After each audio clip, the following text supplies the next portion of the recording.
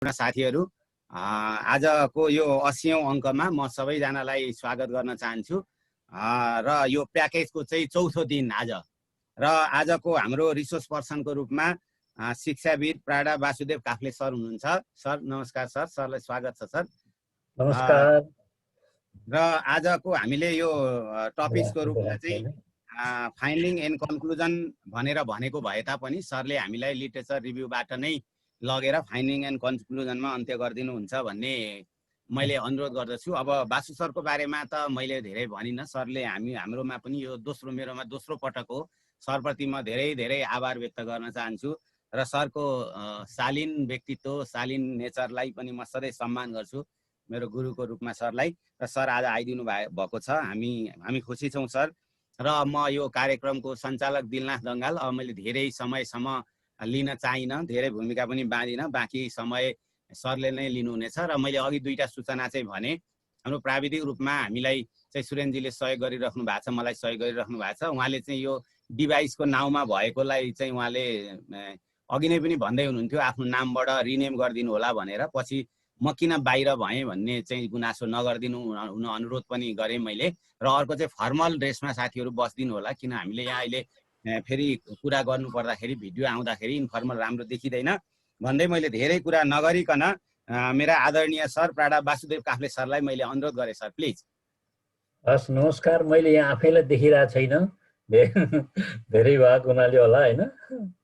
म कहाँनिर छु भनेर खोज्दैछु आफूलाई। सर स्पिकर भ्यू गर्नु न माथि सर। हजुर हजुरलाई स्पिकर भ्यू गर्नु न सर माथि। ए हस् हस् हस्। को होस्ट गरे सर, हजुरलाई को होस्ट गरेको छ, हजुरले जे चलाउन पनि सक्नुहुन्छ सर। ए ल त्यसमा त्यो समस्या छैन। हस् सर यहाँ हामी त हजुरलाई देखिरहेछौँ सर। फेरि यहाँ मलाई के भने म देखिनँ कि भनेर।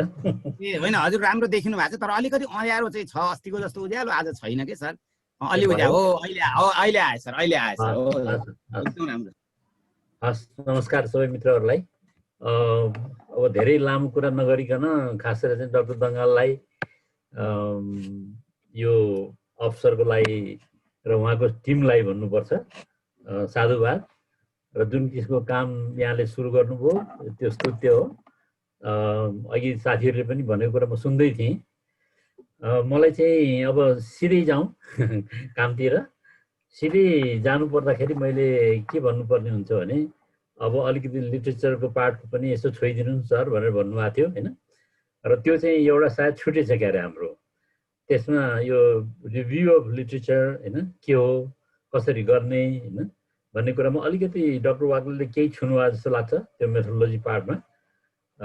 तर त्यो आफै पनि एउटा छुट्टै स्वतन्त्र होइन अवयव अङ्ग भएको कारणले गर्दाखेरि हामीले सायद त्यो पाटोलाई चाहिँ छुटाएछौँ। यति मैले निवेदन गरेँ। कहाँबाट मैले सुरु गर्न यहाँको अनुमति मागेँ भने, हामीले रिसर्च चाहिँ किन गर्छौँ त्यहीँबाट सुरु गर्छु। रिसर्च गर्नुको मुख्य तात्पर्य धेरै लिटरेचरहरूले के भन्दा छन् भने, वी हेभ टु मेक होइन चेन्ज ह्यापन, त्यही नै हो रिसर्च। त्यसो भने how can we make change happen, परिवर्तन अवश्यम्भावी छ भन्छौँ हामीहरू, तर अवश्यम्भावी परिवर्तनलाई कसरी सहज बनाउने, कसरी सम्भव बनाउने होला, त्यो कसरीको उत्तर चाहिँ रिसर्चले दिँदो रहेछ। त्यसले गर्दाखेरि हामीले रिसर्चलाई होइन चेन्जको होइन अर्को पर्यायवाची शब्दको रूपमा पनि हेर्दा रहेछौँ। किनभने संसारमा जति पनि परिवर्तनहरू भए, स्थायी परिवर्तन भन्छु म, ती स्थायी परिवर्तनहरूको पछाडि रिसर्च छ। त्यो रिसर्चले नै ती परिवर्तनहरूलाई स्थायित्व दिएको छ। त्यस कारणले रिसर्चको मन्त्र के रहेछ भने, मेक चेन्ज ह्यापन। त्यसलाई तपाईँले होइन चेन्ज होइन सहज सम्भव गराउनु पर्छ। यदि भएन भने फेरि रिसर्च भएन त्यो। किनभने अब रिसर्च होइन हाम्रो जुन दुईवटा शब्द मिलेर बनाएको छ नि त, एउटा प्रिफिक्स होइन अर्को verb. Everything is there around us होइन। अब यो स्पिरिचुअलिजमको दृष्टिकोणबाट हेर्दाखेरि त्यो बुझिन्छ।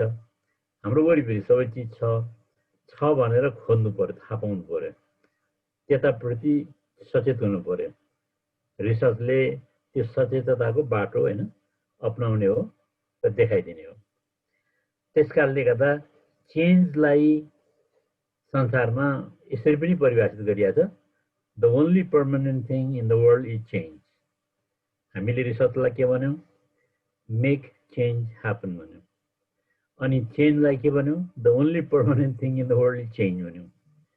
त्यसो भने चेन्जलाई हामीले अनिवार्य एउटा आवश्यकताको रूपमा लिनै पर्यो। लिनै पर्यो भने चेन्जका नि प्रक्रियाहरू चाहिँ छन्। कसरी त्यो चेन्जलाई सहज सम्भव बनाउने त? अब रिसर्चको एउटा पर्यायवाची शब्द हो भने त्यसलाई कसरी सहज र सम्भव बनाउने भन्ने कुरा विचार गर्दाखेरि तीनटा कुराहरूबाट जाँदो रहेछ चेन्ज चाहिँ। चेन्जलाई कसैले सुरुवात गर्नु पर्यो, अनि त्यो सुरुवात गरिसकेपछि कार्यान्वयनमा लानु पर्यो र कार्यान्वयनमा लैसकेपछि संस्थागत गर्नु पर्यो। चेन्जका यी प्रक्रियाहरू भए। अब रिसर्चका पनि यिनै प्रक्रियाहरू हुन्। हामी रिसर्चेबल प्रब्लमको छनौट गर्छौँ, त्यो चाहिँ इनिसिएसन अफ रिसर्च हो। रिसर्च प्रब्लम फेरि कस्तो हुनु पर्यो? रिसर्चेबल हुनु पर्यो, अनुसन्धान योग्य हुनु पर्यो। चकलेट मिठो हुन्छ भनेर अनुसन्धान गर्नु भएन, सहज कुरा हो, होइन, देखिएको कुरा भोगियो नि। कसैले चाहिँ चकलेट परापूर्व कालमा खायो, मिठो रहेछ भन्ने थाहा पायो, त्यस कारणले त्यो सत्य चाहिँ इस्ट्याब्लिस भइसक्यो। फेरि तितो चकलेटको पनि आविष्कार हुँदैछ, यो यहाँलाई थाहै छैन। अब त्यो चकलेट तितो पनि हुन्छ भन्ने सत्य पनि स्थापित हुँदैछ। त्यसको लागि पनि हामीले रिसर्च गर्नु पर्यो। तितो पनि रहेछ, मिठो पनि रहेछ है। त्यो भन्नुको मतलब के भने अब त्यसको भनौँ न त्यो जुन सत्यता छ त्यो छ त्यहाँ, होइन, तर त्यो छ भन्ने कुराको एहसास महसुस, होइन, अथवा त्यसलाई हामीले यो छ भनेर अनुभूत गर्ने, होइन, प्रक्रियालाई चाहिँ रिसर्चको एउटा अभिन्न अङ्गको रूपमा चाहिँ लानुपर्ने रहेछ। त्यसले गर्दाखेरि पहिलो हाम्रो रिसर्चको जड कहाँ गएर ठोकिँदो रहेछ भने रिसर्चेबल प्रब्लममा। धेरै साथीहरू यहाँ हुनुहुन्छ, होइन, रिसर्च गर्दै थाकेका पनि हुनुहुन्छ। रिसर्च गरेर थाक्नु हुँदैन कहिले पनि। थाकियो भने फेरि परिवर्तन रोकिन्छ। यति मैले निवेदन गरेँ र त्यही परिवर्तनकै सिलसिलामा मैले तीनटा चरणको कुरा गर्दै थिएँ र हाम्रो रिसर्चको पनि तीनटा चरणको कुरा गर्दै थिएँ। पहिलो चरणको कुरा मैले निवेदन गरेँ, रिसर्चेबल प्रब्लमबाट त्यो चरण सुरु हुन्छ। त्यो प्रब्लमको इन्भेस्टिगेसन इम्प्लिमेन्टेसनको चरण हो र प्रब्लमको जुन सल्युसन हुन्छ, रेमेडी हुन्छ है, अथवा त्यो समस्या अथवा शोधको जुन शीर्षक हो त्यो शीर्षकको उत्तर प्राप्ति हुन्छ। त्यो उत्तर प्राप्ति भएपछि त्यसले संस्थागत स्वरूप ग्रहण गर्छ। अब उत्तर प्राप्ति भइसकेपछि त्यो उत्तर त्यो रिसर्चरको उत्तर मात्र होइन, त्यो संस्थाको पनि उत्तर हो, देशको उत्तर हो, त्यो युनिभर्सिटीको उत्तर हो। जहाँ होइन त्यो उत्तर कामयाबी हुन्छ, त्यो सबैको लागि होइन एकदमै काम लाग्ने कामयाबी खालको होइन एउटा के अरे भनौँ न प्रब्लम सल्भरै भनेर भनौँ। त्यसो उपरान्त चाहिँ चेन्जका यी प्रक्रियाबाट रिसर्च पनि गुज्रने भएको कारणले गर्दाखेरि रिसर्चलाई चाहिँ हामीले तिनटै चरणबाट अगाडि बढाउनु पर्छ भन्ने मैले निवेदन गरेँ।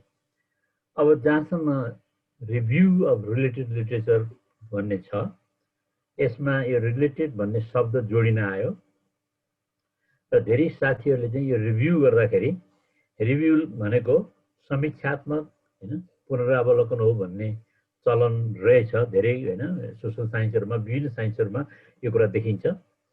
रिसर्चको पर्पसले चाहिँ गरिने जुन रिभ्यू हो त्यो रिभ्यू समीक्षात्मक चाहिँ होइन।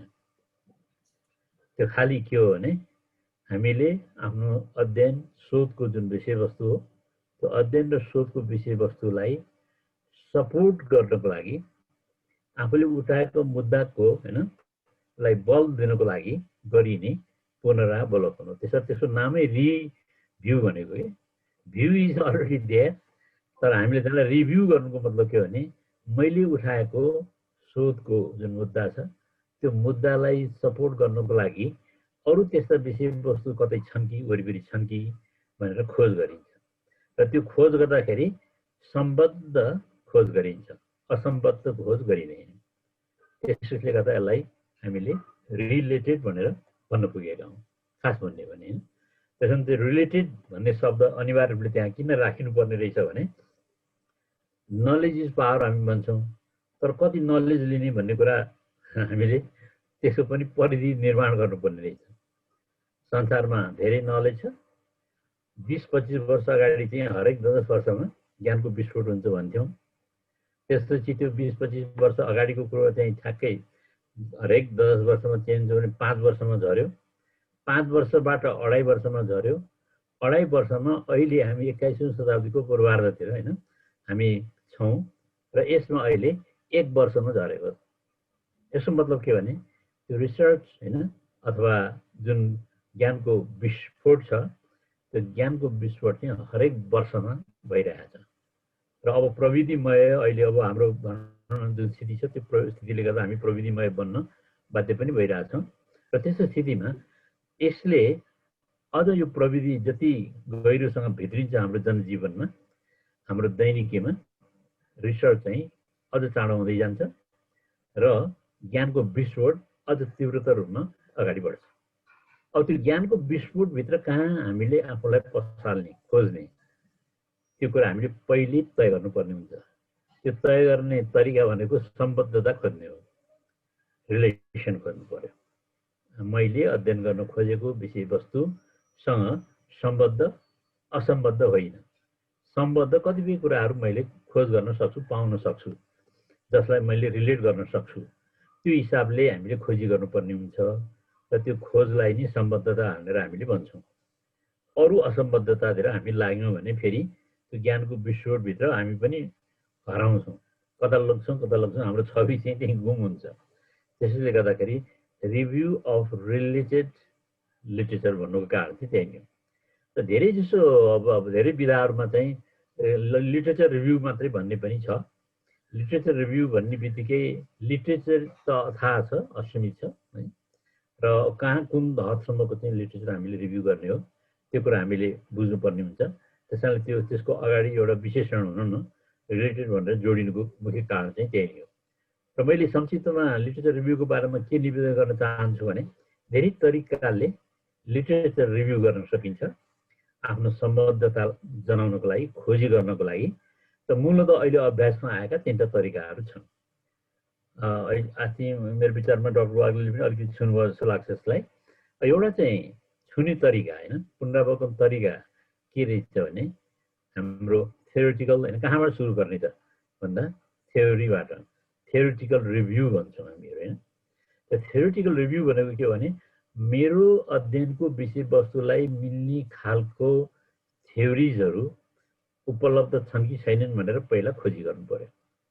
त्यो खोजी मात्र गरेर भएन, र त्यो थ्योरिटिकको जुन अप्रोच छ, दृष्टिकोण छ, भिजन अथवा जे छ नि अवधारणा, त्यो अवधारणा र मैले प्रयोग गर्न खोजेको अवधारणाको बिचमा सान्निध्यता अथवा तादात्म्यता छ कि छैन त्यो पनि मैले हेर्नुपर्ने हुन्छ। त्यो म हेर्छु र त्यो हेर्ने क्रममा मैले मेरो पहिलो प्रवेश चाहिँ कतातिर हुन्छ त थ्योरीतिर हुन्छ। थ्योरिज आर स्टेटमेन्ट्स होइन। थ्योरिज भनेको के त भनाइहरू हुन् नि त वास्तवमा। कतिपय टेस्टेड छन्, कतिपय चाहिँ एसम्प्टिभ छन्। जो भनौँ न परीक्षणमा खर उत्रेका छन् ती स्थापित हुन जान्छन्। जो एसम्प्टिभ छन् केही समयसम्म विचार निर्माण गर्ने काममा ती रहन्छन् र अरू थप विचारहरू आइसकेपछि ती फेरि पुनर्परिभाषित हुन्छन् अथवा पुनर्परिमार्जित पनि हुन्छन्। त्यसैले गर्दाखेरि मेरो विषयवस्तुको लागि उपयुक्त थ्योरी कुन हुन सक्छ र त्यसको वरिपरि सम्बद्धता जनाउने अरू थ्योरिटिकल कन्सिडरेसन्स अप्रोचहरू के हुन सक्छन् भनेर सुरुदेखि नै अलिकति छनौटबाजिताको सिद्धान्त हामीले अपनाउनु पर्छ होला। छनौटबाजिता भन्ने बित्तिकै थ्योरिजहरू पनि प्रशस्तै छन्। यी प्रशस्त थ्योरिजहरूमा हामीले मलाई मेरो अध्ययनको जुन विषयवस्तु छ, शोधको विषयवस्तु छ, खोजको विषयवस्तु छ, त्योसँग सम्बद्धता, त्योसँग अलिकति नजिकको सम्बन्ध देखाउने खालका थ्योरिजहरू कुन छन् मैले पहिला त्यो सर्च गर्नु पर्यो, खोज्नु पर्यो। किताबबाट खोज्न सकिन्छ, इन्टरनेटको माध्यमबाट गर्न सकिन्छ होइन, अथवा पुराना होइन जुन स्थापित दस्तावेजहरू हौ ती स्थापित दस्तावेज आदि चिजहरूबाट पनि त्यो खोज्न सकिँदो रहेछ। त्यसैले गर्दा चाहिँ एउटा पहिलो रिभ्यूको दृष्टिकोण के भने थ्योरिटिकल अप्रोच हो। कस्तो रिभ्यू गर्ने? थ्योरिजहरू गर्ने। कस्ता थ्योरिजहरू रिभ्यू गर्ने, हाम्रो लागि उपयुक्त सम्बद्ध देखाउने खालका र मेरो मुद्दा, मेरो विषयवस्तु, मेरो जुन समस्या छ, मेरो जुन शीर्षक छ त्यसलाई बल दिने खालका अथवा त्यसको अवधारणालाई, जुन अवधारणा मैले अगाडि सार्न खोजेको छु त्यो अवधारणालाई सपोर्ट गर्ने खालका त्यस्ता थ्योरिजहरू मात्रै मैले रिभ्यू गर्नुपर्ने हुन्छ। र अरू थ्योरिजहरू रिभ्यू गर्दाखेरि फेरि मेरो दिमाग चाहिँ चक्राउँछ, ओहो यो पनि हेर्दा राम्रै देखिन्छ, अर्को पनि हेर्दा राम्रै देखिन्छ, र त्यो भुलभुलाइमा पस्दा पस्दै हामी फेरि हराउँछौँ र हाम्रो चाहिँ निश्चित जुन अवधि हुन्छ त्यो अवधिभित्र हाम्रो अनुसन्धान कार्य चाहिँ पुरा गर्न गाह्रो हुन्छ। त्यसले गर्दाखेरि थ्योरिटिकल रिभ्यू भन्ने बित्तिकै मैले अध्ययन गर्न खोजेको विषयवस्तुसँग नाता राख्ने, सम्बद्धता देखाउने, सान्निध्यता देखाउने खालको है थ्योरी छनौट गर्नुपर्ने हुन्छ। यसलाई हामीले चाहिँ छनौटबाजिताको सिद्धान्त पनि भन्छौँ। तपाईँहरू छनौट प्रिय हुनुपर्छ हैन। छनौट प्रिय हुनुभयो भने दुःख कम पाउनुहुन्छ। छनौट प्रिय हुनु भएन भने हुन त ज्ञानको सागरभित्र पस्नुभयो भने त्यहाँ डुबुल्की मार्दै मार्दै जिन्दगी सिद्धिन पनि सक्छ। त्यसो चाहिँ नगरौँ, जिन्दगी छोटो छ, ज्ञानको विश्व विशाल भइरहेछ, सबैतिर हराउँदा हराउँदै हामीले आफ्नो गन्तव्यलाई पनि तय गर्न सक्दैनौँ। यसले गर्दाखेरि हामीले हाम्रो विषयवस्तुलाई, मुद्दालाई, अध्ययनको खोजको जुन विषय शीर्षक छ त्यो शीर्षकलाई सहयोग गर्ने खालका सिद्धान्तहरू होइन, सैद्धान्तिक दृष्टिकोण के छन् भनेर खोजी गरौँ र जुन नजिकको सम्बन्ध राख्ने खालका हुन्छन् तिनीबाट हामीले तिनको अवधारणालाई होइन सापट लिने हो। थ्योरिटिकल रिभ्यूको काम चाहिँ यही हो। अर्को रिभ्यू छ, हामीले त्यसलाई इम्पेरिकल रिभ्यू भन्छौँ। इम्पेरिसिजम भनेको अब यसले यो तथ्य सत्यमा आधारित भएर प्रमाणित भइसकेको कुरा हो। प्रमाणित भइसकेको मतलब यो अनुसन्धाताले अनुसन्धान गरेर स्थापना गरिसकेको होइन अनुसन्धान हो, अथवा अनुसन्धानात्मक विवरण हो, अनुसन्धानात्मक प्रतिवेदन हो, अनुसन्धानात्मक प्रतिवेदन आदि इत्यादि हो। त्यस्तोमा अब त्यसो भने तपाईँले हामीले गर्न खोजिरहेको जुन रिसर्च छ र त्यो रिसर्चको अनुसन्धानात्मक पक्षले के माग गर्दछ त भनेर त्यससँग मिल्दा जुल्दा अनुसन्धानहरूलाई खोज्नुहुन्छ। यो बेलामा थ्योरिजहरूलाई होइन। अनुसन्धानहरू भनिसकेपछि अहिले अब कोभिड-19को इम्प्याक्टको अनुसन्धान भएको छ भने र यदि यहाँले कोभिड-19को इम्प्याक्टको बारेमा अध्ययन गर्न खोज्नुभयो भने त्योसँग सम्बन्धित प्रयोगात्मक अथवा अध्ययन गरिएका, अनुसन्धान गरिएका त्यस्ता शीर्षकहरू, प्रतिवेदनहरू, खोजहरू होइन, लेखहरू कहाँ छन्, प्रकाशित भएको छैन त्यो हेर्नुपर्ने हुन्छ। र यो मूलत प्रकाशित अवस्थामा हुनुपर्ने हुन्छ। यो डकुमेन्टेड हुनु पर्यो, अनलाइन रूपमा अथवा हार्ड प्रिन्टमा होइन, र कुनै न कुनै रूपमा चाहिँ यो डकुमेन्टेड हुनु पर्यो। त्यो डकुमेन्टेड इन्फर्मेसनलाई तपाईँले अनुसन्धानको दृष्टिकोणबाट हेर्नु भएपछि त्यो इम्पेरिकल बन्न जान्छ। तर हामीले हेर्दैमा त्यो बन्न जाने त होइन, र त्यसले तथ्यको उजागर गरेन, तथ्याङ्कहरूलाई मिथ्याङ्क हुनबाट रोक्यो कि रोकेन होइन। इम्पेरिसिजमको मेजर क्यारेक्टरिस्टिक भनेको के हो भने तथ्याङ्कलाई मिथ्याङ्क हुनबाट बचाउँ। मिथ्याङ्क भनेको हाम्रो मनोगत होइन, धारणा पनि हो।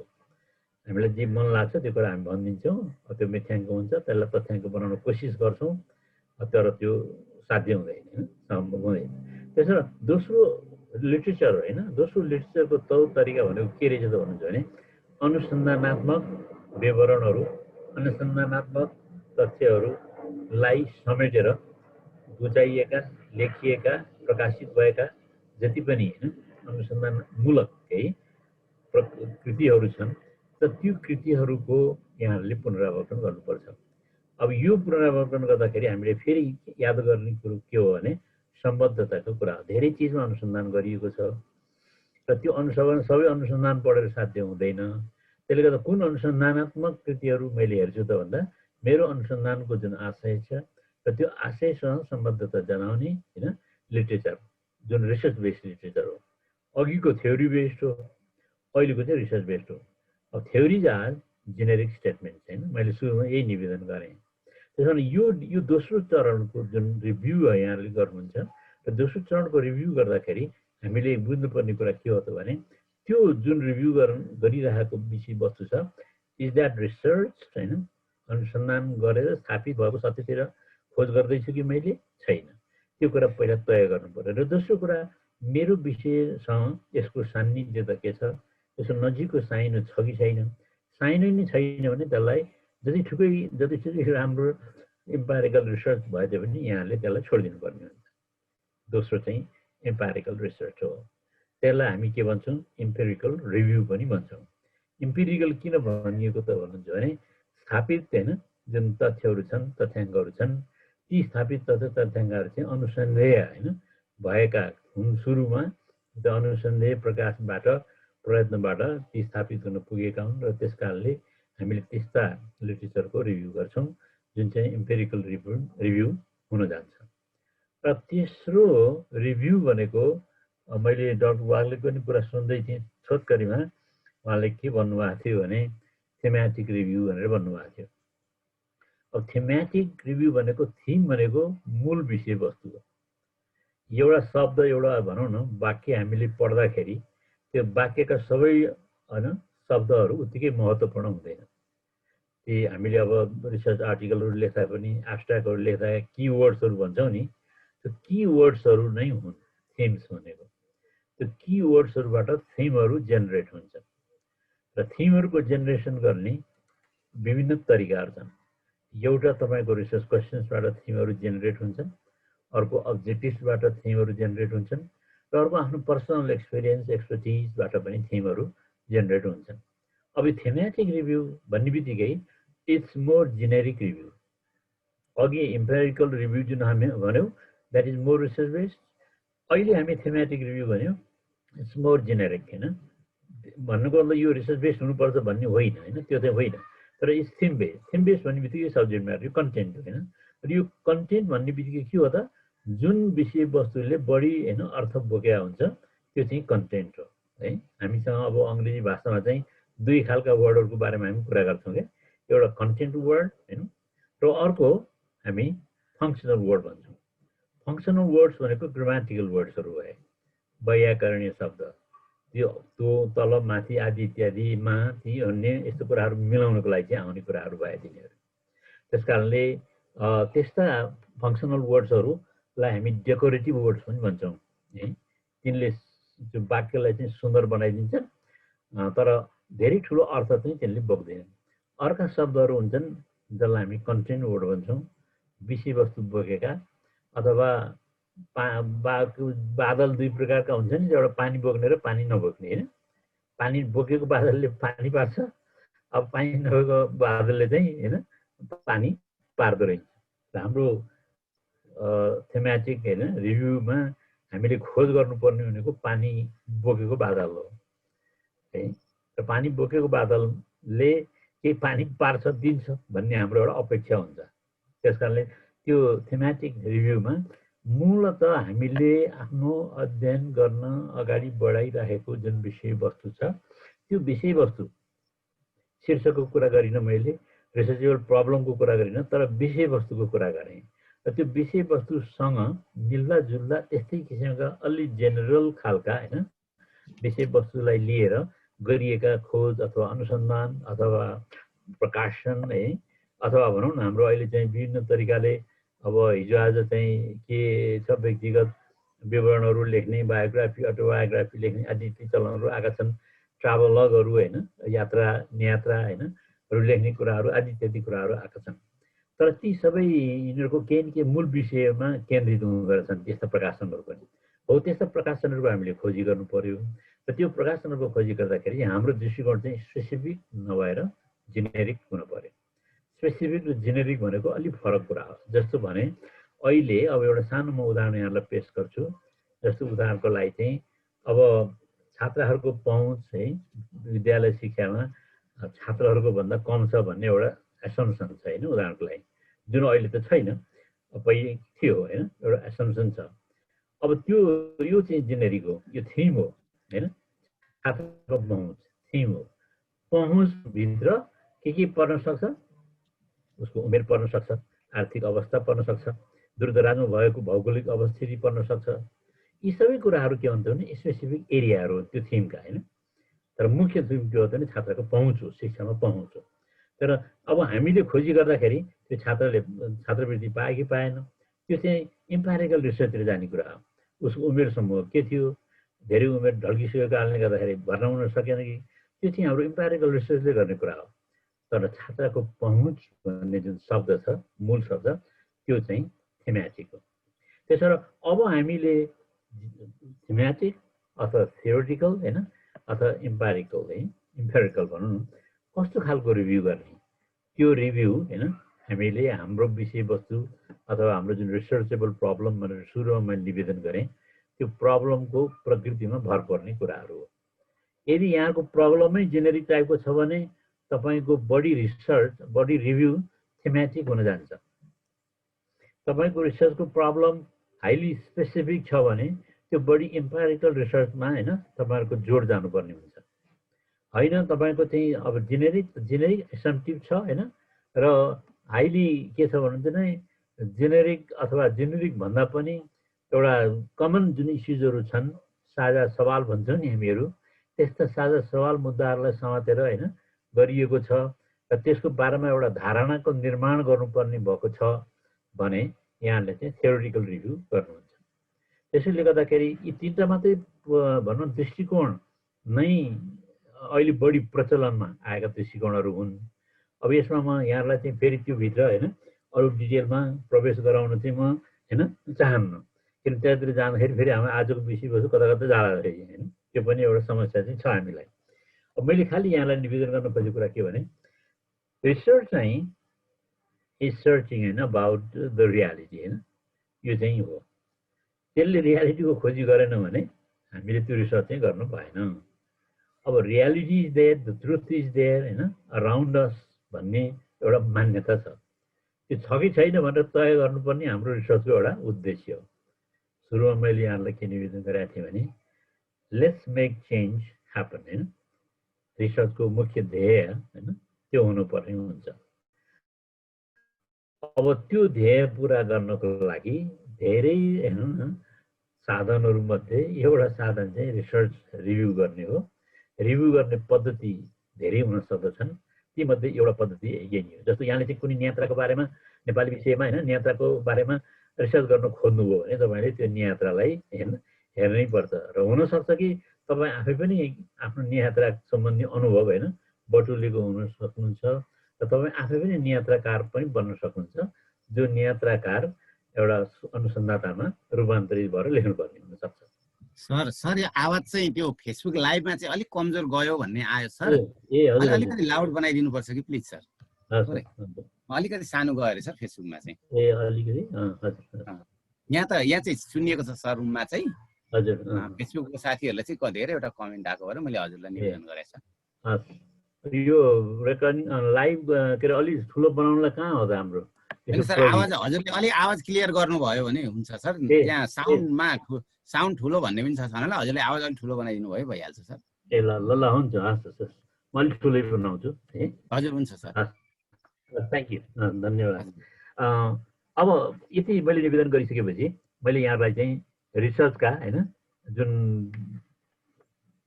एउटा प्रक्रियामा हामी कसरी जान सक्दछौँ, रिसर्चलाई होइन एउटा आउटपुटको रूपमा कसरी टुङ्ग्याउन सक्दछौँ र त्यो आउटपुट पछिको कुराहरू कसले कसरी गर्ने भन्ने कुराहरू त अरू भनौँ न विधि विधानका कुराहरू भए। अब म यहाँलाई चाहिँ सिधै होइन यो विषयतिर प्रवेश गराउन होइन अनुमति माग्छु। सिधै मैले प्रवेश गराउन चाहेको विषयवस्तु के हो त भने मलाई दिएको मूल विषय हो फाइन्डिङ्स होइन र कन्क्लुजन्स। र फाइन्डिङ्स र कन्क्लुजनमा खास गरेर दुईटा होइन हाम्रो रिसर्चको अथवा यदि हाम्रो चाहिँ एकाडेमिक राइटिङ हामी गरिरहेछौँ भने एउटा महत्त्वपूर्ण पाटो हो र यो पाटोले रिसर्चको चाहिँ उत्तरार्धतिरको पाटोलाई बढी सोध्छ। पूर्वार्धतिरको बाटोलाई भन्दा पनि उत्तरार्धतिरको बाटोलाई चाहिँ बढी सुचिरहेको हुन्छ। यो भन्नुको मतलब के हो भने हामीसँग सुरुमा रिसर्चेबल प्रब्लम होइन हामीले छान्छौँ, त्यसका अब्जेक्टिभहरू होइन निर्णय गर्छौँ, हामी त्यसको लागि चाहिँ मेथोडोलोजी तय गर्छौँ, त्यसपछि मेथोडोलोजीको एप्लिकेसन गर्छौँ, डिस्कसन गर्छौँ, छान्छौँ आदि इत्यादि कुराहरू गर्छौँ। र त्यसपछि हामी एउटा यस्तो अवस्थामा आउँछौँ जुन अवस्थामा हामीले गरेको अनुसन्धानले के भन्छ, के देखाउँछ, के कुरा देखिन्छ, त्यो अवस्थामा हामीहरू पुग्नुपर्ने हुन्छ। र त्यो अवस्थामा पुग्नु भनेको के भने arriving at stage of findings भनेको त के भने हामीले पूर्वार्धका जुन चरणहरू छन् त्यो पूर्वार्धका चरणहरू पार गरिसकेपछि मात्रै हामी यो चरणमा आउन सक्दछौँ।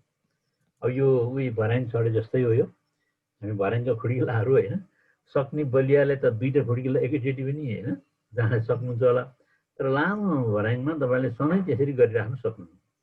कुनै कुनै स्टेसनमा गएर थाक्नुहुन्छ, नथाक्ने भने क्रमशः त्यो पाइलाहरू खुड्किलाहरू उक्लाउँदै जानुपर्ने हुन्छ।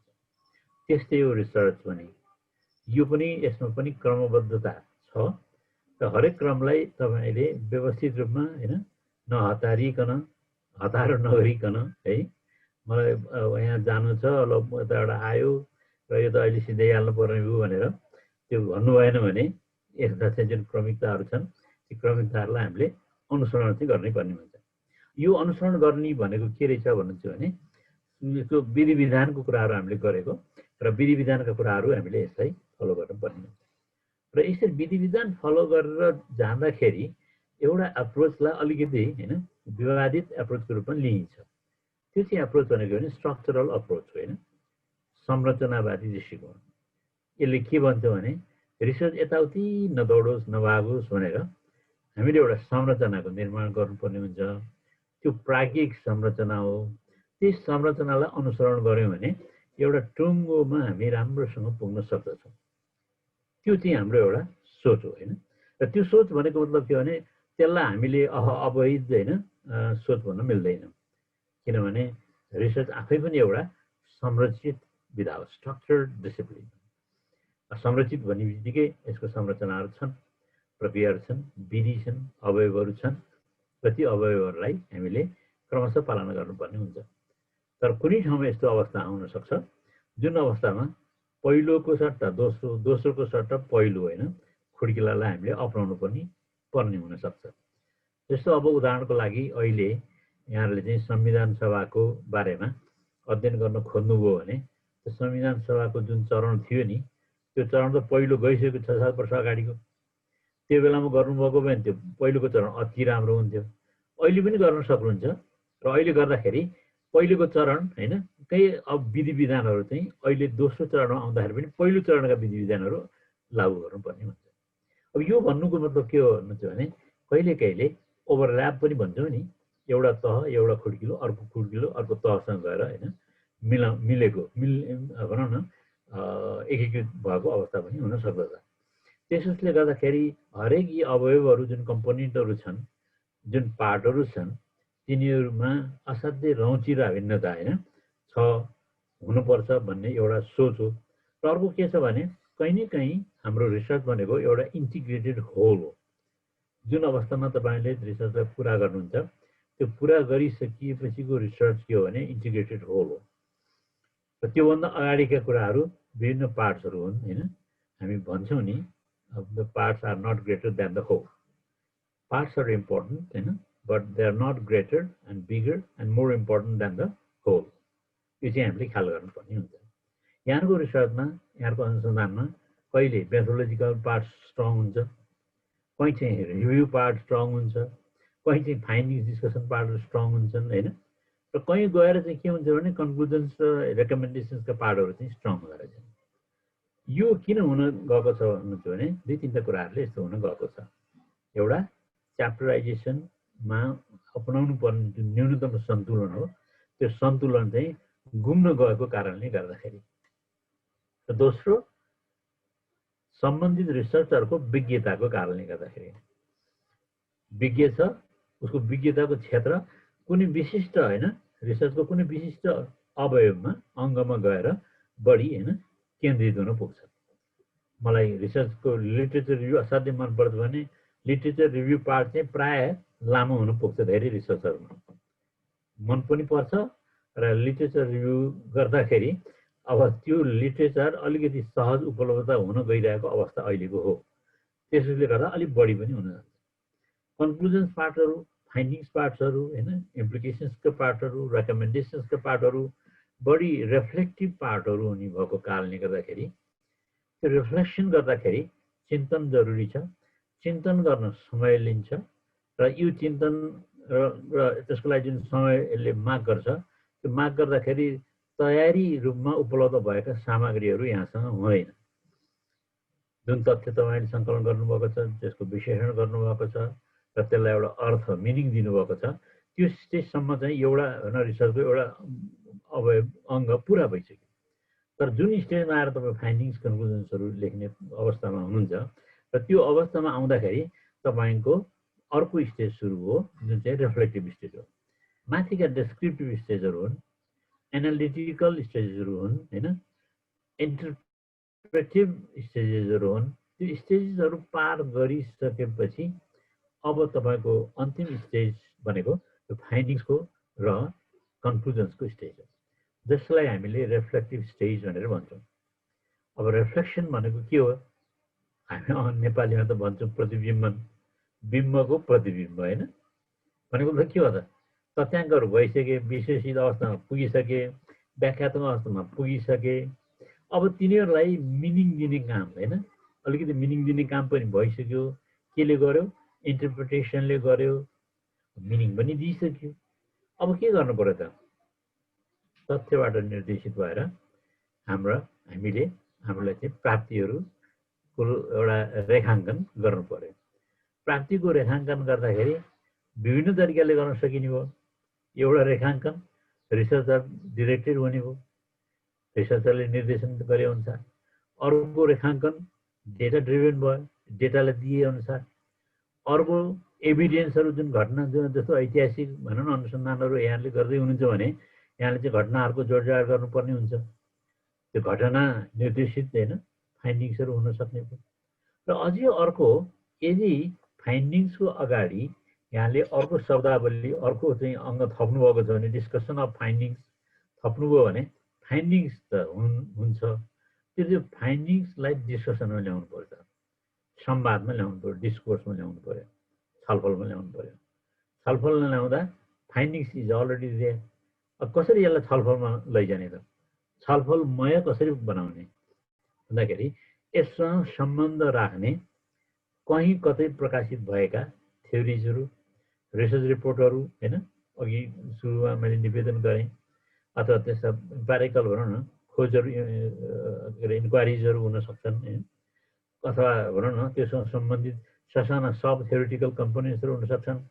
त्यस्तो छ भने तपाईँले आफ्नो फाइन्डिङ्सलाई अझ बढी मिनिङफुल बनाउनुको लागि थ्योराइज गर्न सक्नुहुन्छ। अर्थात् कुनै पनि थ्योरिटिकल अप्रोचको मद्दत लिएर आफ्नो फाइन्डिङलाई बढी मिनिङफुल बनाउन सकिन्छ।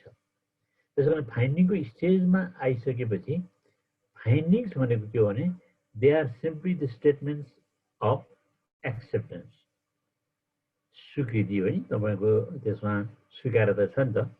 त्यसर्थ चाहिँ तपाईँ त्यो स्टेजमा आइसकेपछि फाइन्डिङ्स बन्ने हो, स्टेज अफ एक्सेप्टेन्स हो। र त्यो एक्सेप्टेन्सको स्टेज, होइन, मा दुईवटा कुरा चाहिँ महत्त्वपूर्ण हुन्छ। एउटा, तपाईँले जे प्राप्ति, होइन, को भनौँ न रेखा कोर्नु हो, त्यो प्राप्तिको रेखा कोर्दाखेरि दुईवटा कुरा गर्नुभयो कि भएन? एउटा, योभन्दा पूर्ववर्ती रूपमा अगाडिका कम्पोनेन्टहरूमा गरिएका तथ्यको विश्लेषण र त्यो विश्लेषणबाट स्थापित, होइन, जुन पहुँच हो तथ्यप्रति, तथ्याङ्कप्रति, घटनाप्रतिको जुन पहुँच हो, त्यो पहुँचलाई तपाईँले स्वीकारेर अनि बल्ल यो प्राप्तिको स्टेजमा आउन सक्नुहुन्छ। यो अलि एब्स्ट्र्याक्ट कुरा गरेँ मैले, होइन। यहाँ प्राप्ति भन्ने बित्तिकै प्राप्तिमा दुईवटा कुरा हुन जरुरी छ। एउटा एक्सेस टु इन्फर्मेसन, होइन, र एक्सेप्टेन्स अफ द इन्फर्मेसन, दुईवटा कुरा सँगसँगै जानु पर्यो। तपाईँको पहुँच छ कि छैन, पहुँच भएको कुरा तपाईँको लागि स्वीकार्य छ कि छैन, ती दुवै कुरा मिलेपछि प्राप्ति हुन्छ, फाइन्डिङ हुन्छ। यो चाहिँ हामीले सरल रूपमा, सहज रूपमा, होइन, भन्न सक्ने कुरा हो। तर यदि यो यस्तो किसिमको फाइन्डिङलाई तपाईँले डिस्कस गर्न चाहनुहुन्छ, अथवा डिस्कसन अफ फाइन्डिङ्स भन्ने हाम्रो च्याप्टर छ, च्याप्टर हेडिङ त्यो छ भने त्यो डिस्कसन अफ फाइन्डिङ्सलाई हामीले अब फाइन्डिङ्सलाई कसरी थ्योराइज गर्ने हो त? थ्योराइज गर्नु भनेको फाइन्डिङ्स आफै पनि एउटा काइन्ड अफ थ्योरी हो, होइन। त्यसलाई थ्योराइज गर्ने भनेको त त्यसलाई बढी एक्सेप्टिङ, होइन, त्यसलाई एक्सेप्टेन्सको लेभलमा पुर्याउने हो है। एक्सेप्टेन्सको लेभलमा पुर्याउनु भनेको के हो भने एउटा तपाईँको अब्जर्भेसन तपाईँको डेटा ड्रिभन भएको कारणले गर्दा त्यो फाइन्डिङ आयो र लेख्नुभयो।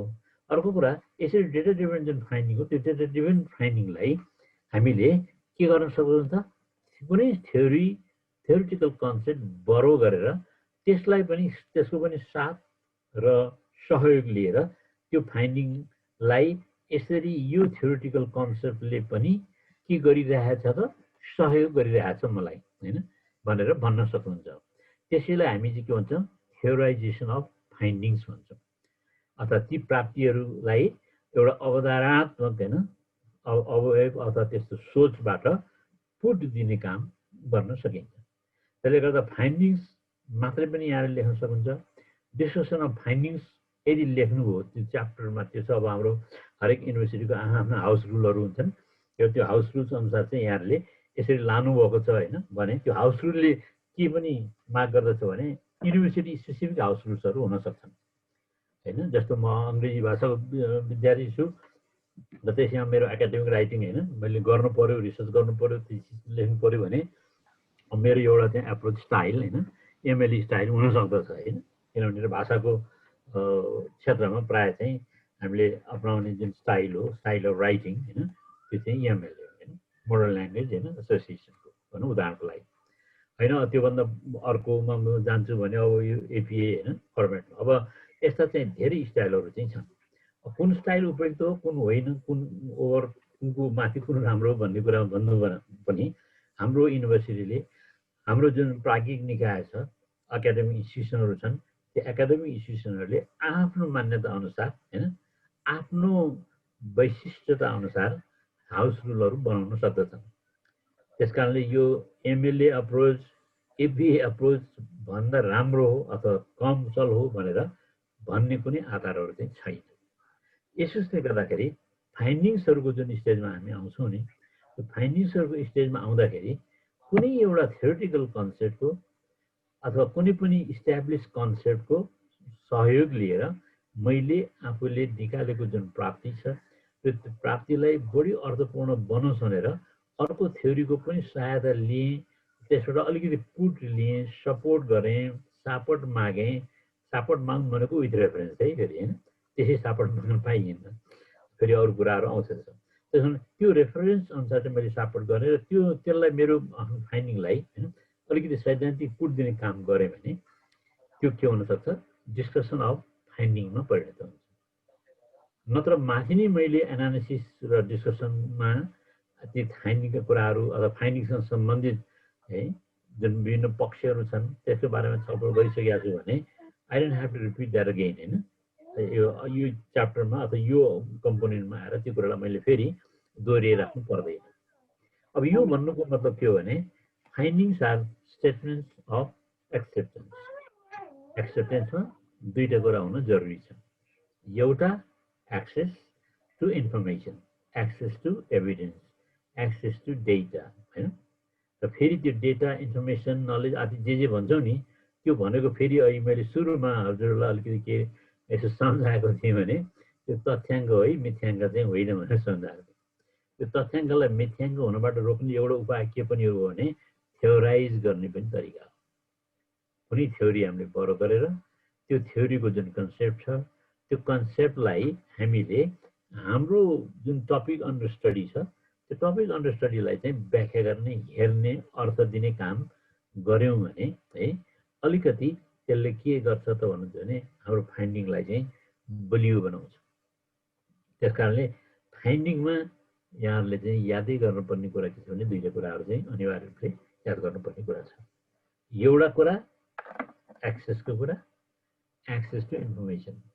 मैले जुन फाइन्डिङ डिराइभ गरेँ है जुन प्राप्ति मैले लेखेँ त्यो प्राप्ति लेख्दाखेरि त्यो प्राप्ति लेख्ने अवस्थामा पुग्नुभन्दा अगाडि मेरो सूचना जानकारी तथ्याङ्कमा पहुँच थियो कि थिएन अवश्य हुनु पर्यो होइन। नभइकन चाहिँ प्राप्ति कसरी आउने त्यो चाहिँ महा जरुरी कुरा हो है। त्यसले गर्दा चाहिँ एक्सेस टु एक्सेस क्या उपलब्धतातिर मेरो पहुँच हुनु पर्यो। तथ्याङ्कको उपलब्धता होइन अथवा घटनाको उपलब्धता त्यसप्रति मेरो पहुँच छ भन्ने कुरा मा विश्वास गरेर मेरो फाइन्डिङ डिराइभ भएको हुनसक्छ। अनि यसरी डिराइभ फाइन्डिङ्स एक्सेप्टेबल पनि हुनुपर्छ है, एक्सेप्टेबल पनि हुनुहुन्छ। यदि जस्तो हाम्रो संविधान सभाको प्रारम्भ भनौँ न सुरुको कालमा यहाँले चाहिँ संविधान सभाको अनावश्यकता भनेर गर्नुभएको भएदेखि त्यो चाहिँ एक्सेप्ट हुँदैन थियो होला।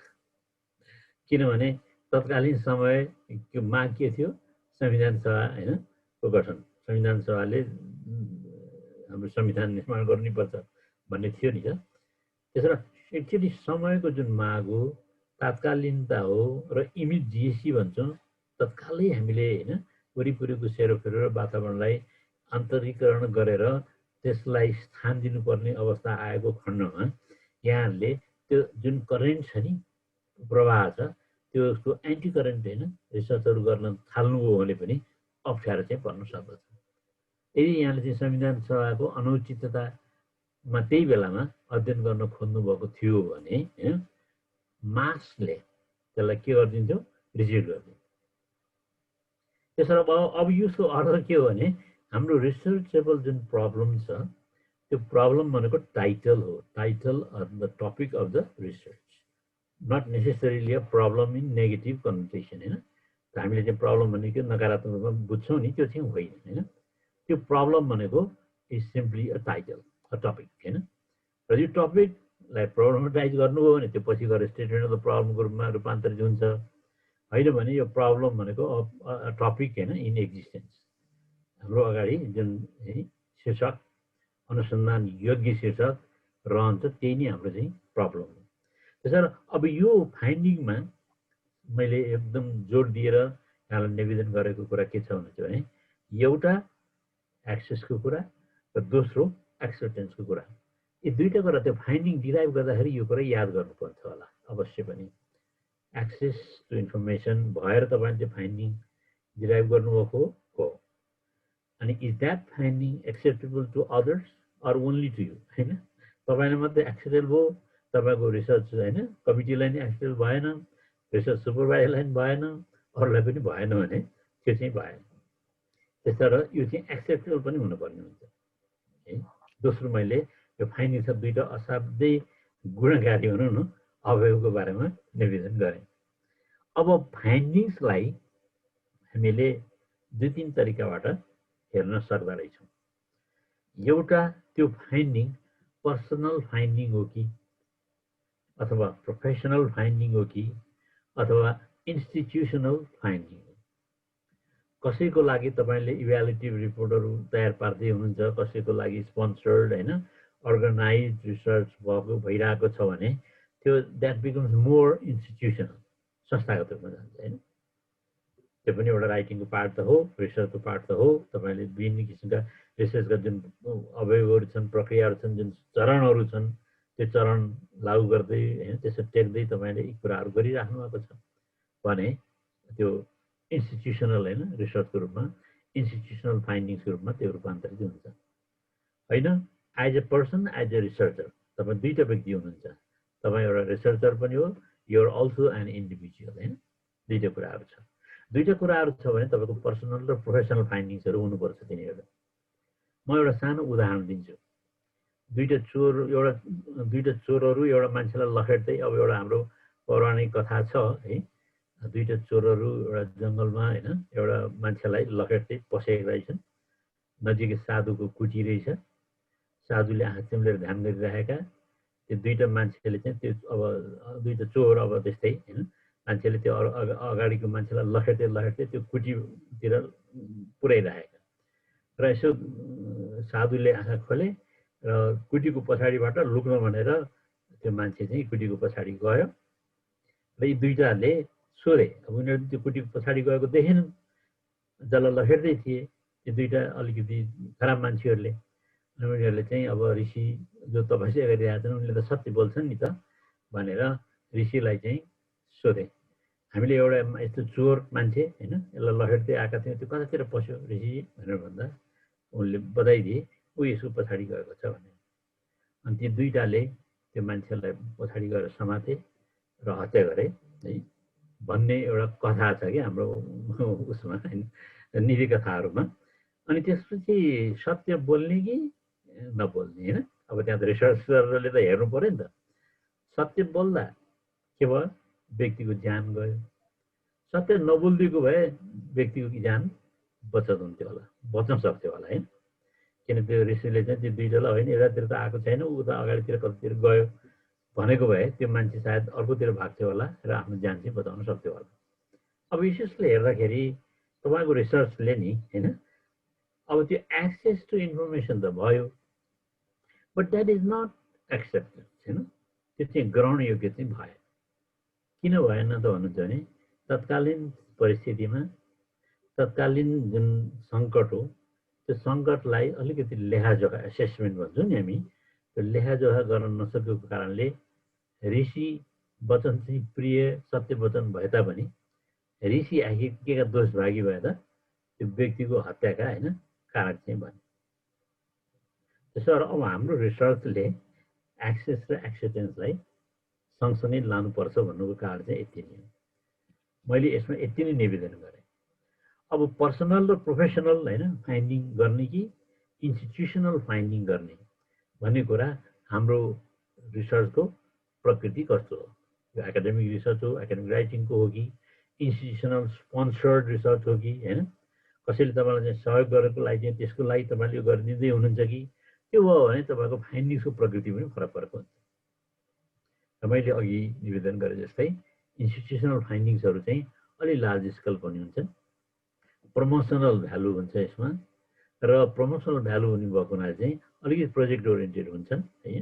र अब अलिकति प्रोजेक्ट ओरिएन्टेड भएको कारणले गर्दाखेरि तपाईँको आफ्नो as an individual or as a professional होइन, यहाँ तपाईँको फाइन्डिङ डिराइभ गर्ने जुन छ नि कला, त्यो कला चाहिँ कतातिर रूपान्तरित हुनुपर्छ भने इन्स्टिट्युसनतिर रूपान्तरित हुनुपर्छ। अर्थात् you as a researcher you have to try to identify yourself with the institution.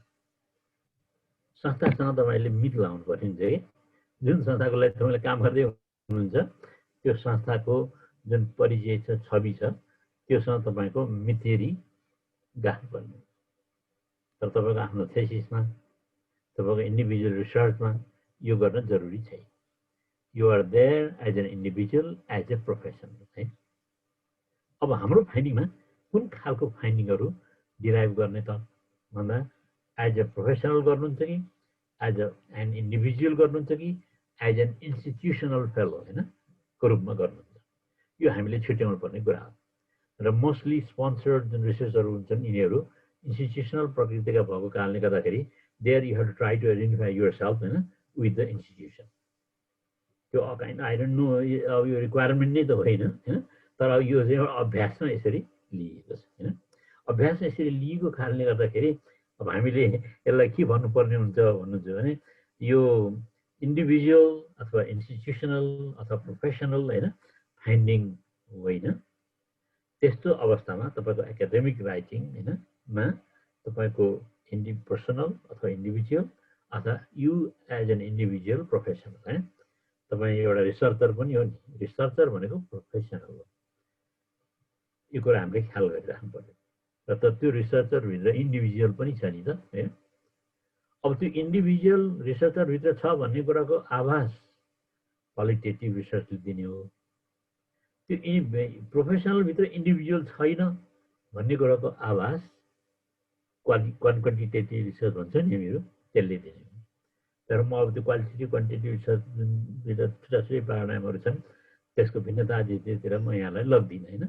तर यति मात्रै म निवेदन गर्छु कि तपाईँ होइन कुन खालको रिसर्चरको रूपमा हुनुहुन्छ त्यहाँ होइन, अब क्वालिटेटिभ रिसर्चरको रूपमा अथवा क्वान्टिटेटिभ रिसर्चको रूपमा अथवा इन्टिग्रेटेड रिसर्चरको रूपमा, जहाँ यो क्वालिटेटिभ र क्वान्टिटेटिभ एस्पेक्टलाई ब्लेन्ड पनि गरिन्छ होइन, अथवा साइमल्टेनियसली त्यो दुइटै पक्षलाई चाहिँ लगिन्छ भने त्यो पनि अर्को पक्ष पनि छ। त्यसैले गर्दाखेरि अब यहाँले यो आफ्नो इन्डिभिजुअल होइन रिसर्चरको जुन एउटा स्ट्यान्ड छ होइन, आफ्नो उपस्थिति छ, त्यो उपस्थितिलाई पर्सनल प्रोफेसनल होइन दुवैको उपस्थितिसँग साटासाट गरेर लान खोज्नुहुन्छ भने you will become more like a qualitative researcher, and you also have to try to derive findings from that perspective.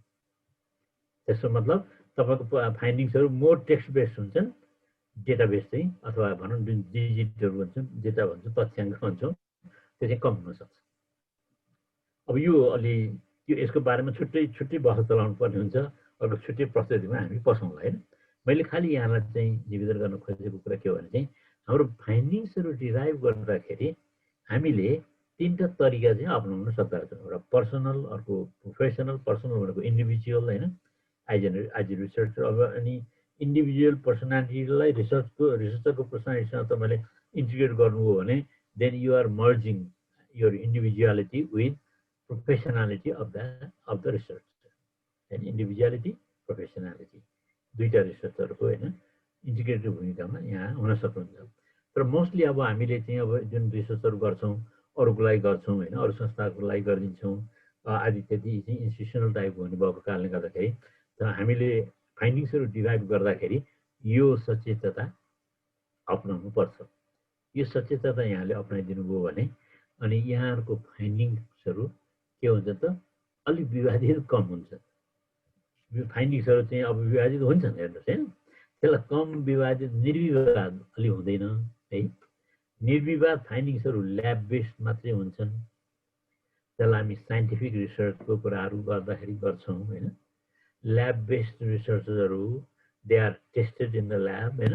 त्यसरी त्यसलाई प्रश्न गर्नको लागि फेरि अर्कोले पनि टेस्ट गर्नुपर्छ, त्यस्तै ल्याब बेस्ड टेस्ट गर्नुपर्ने हुन्छ र त्यसलाई रिफ्युट गर्न सक्छ अर्कोमा गएर हैन। त्यो चाहिँ अर्को पक्ष हो। त्यसो कारणले चाहिँ फाइन्डिङ्समा तपाईँका तीनटा जुन स्वरूपहरू छन्, इन्डिभिजुअल, प्रोफेसनल एन्ड इन्स्टिट्युसनल, तपाईँको स्वरूप कुन हो त्यो चाहिँ बुझ्नुपर्छ। मोस्टली हामीहरू चाहिँ अब एकाडेमिक राइटिङतिर एकै कुराहरू गरिरहेको छौँ होला हैन। त्यो गर्दाखेरि चाहिँ हाम्रो अलिकति प्रोफेसनल हैन स्वरूपलाई ख्याल गर्नुपर्ने हुन्छ। प्रोफेसनल स्वरूपलाई ख्याल गर्दाखेरि तपाईँको आफ्नो इन्डिभिजुअलिटीलाई बिर्सनुहोस् भन्ने कुरा हुँदै होइन है। इन्डिभिजुअलिटीलाई अलिकति बढी जोड दिन खोज्नुभयो भने तपाईँको रुख हुन्छ नि झुकाव कतातिर अलिकति क्वालिटेटिभ रिसर्चतिर बढी गएको पर्न देखिन्छ, त्यतातिर निर्देशित भएको देखिन्छ है। र त्यस पछाडि फाइन्डिङ्सहरूलाई हैन यदि तपाईँले डिस्कसनमा ल्याउनु भयो हैन, डिस्कसन अफ फाइन्डिङ्स भन्नुभयो भने तीन तरिकाबाट गर्न सक्नुहुन्छ। त्यो के हो त भने एउटा चाहिँ डिस्कसन थ्योराइज मैले भनि नै सकेँ यहाँलाई हैन, मैले आफ्नो प्रस्तुति गरिसकेँ थ्योराइज। दोस्रो चाहिँ थेमेटाइज हैन। थ्योराइज गर्दाखेरि चाहिँ you have to borrow theory, you have to borrow a theoretical concept हैन, एन्ड देन ट्राई टु हैन support your finding with that हैन बोरोड कन्सेप्ट। त्यो चाहिँ थ्योराइज हो। भनेपछि कुनै न कुनै खालको theory, there are lots of theories हैन अराउन्ड हैन। अब तपाईँले हामीले जुन फाइन्डिङमा हैन हामी आउँछौँ, त्यो फाइन्डिङमा आउने बेलामा चाहिँ हामीले यो पनि सोचिरहेको हुनुपर्ने हुन्छ कि वाट काइन्ड अफ थ्योरिटिकल हैन concept I am going to borrow हैन फ्रम द इस्टाब्लिस थ्योरिज। स्थापित सैद्धान्तिक हैन जुन अवधारणाहरू छन् त्यो अवधारणामध्ये कस्तो किसिमको अवधारणा मैले सापट लिउँला र मेरो आफ्नो भनाइलाई पुष्टि गरौँला भन्ने कुरा यहाँले विचार पनि गर्दै गर्दै जानुपर्ने हुन्छ। अब यो यसमा यहाँहरूको प्रश्न आउन सक्छ होइन, यो विचार त अलि आग्रहपूर्ण विचार भयो नि त, किन रिसर्चरको बायसनेस चाहिँ अलिक कम हुनुपर्छ होइन भन्ने कुरा छ नि त। तर रिसर्चरको बायसनेसको कोटा छ कि अलिकति, त्यो कोटा भनेको पूर्व निर्धारित त होइन, अभ्यास चल्दै आएको +10 -10 हो कि है। +10 पनि हुन सक्दो रहेछ, -10 पनि हुन सक्दो रहेछ। त्यो चाहिँ कुनै अब ब्ल्याक एन्ड व्हाइटमा कहीँ लेखिएको त छैन है, तर अभ्यासमा चाहिँ यसरी आएको छ। अभ्यासमा यसरी आएको छ भन्नुको मतलब के हो भने अब हामीले त्यो फाइन्डिङलाई चाहिँ थ्योराइज गर्ने कि थेमेटाइज गर्ने कि एम्फसाइज गर्ने, तीनटा एप्रोचको बारेमा मैले यहाँलाई होइन निवेदन गरेँ। थ्योराइज गर्न चाहनुहुन्छ भने you have to borrow a theory and try to relate that theoretical concept with your finding. That is theorization of your finding होइन। दोस्रोमा थेमेटाइज गर्न चाहनुभयो भने थिम भनेको त कन्टेन्ट हो, विषयवस्तु हो होइन। थेमेटाइज गर्न खोज्नुभयो तपाईँको फाइन्डिङलाई भने then you have to borrow a generic concept होइन फ्रम द थीमेटिक होइन अप्रोच। जेनेरिक भन्ने बित्तिकै अघि मैले यहाँलाई जुन उदाहरण दिएँ त्यो उदाहरण चाहिँ महत्त्वपूर्ण छ कि हैन। त्यसो कारण अब तपाईँले आफ्नो फाइन्डिङलाई थेमेटाइज गर्न खोजेको भन्यो भने या त तपाईँले you have to refer to your objectives or you also have to make a reference to your research questions.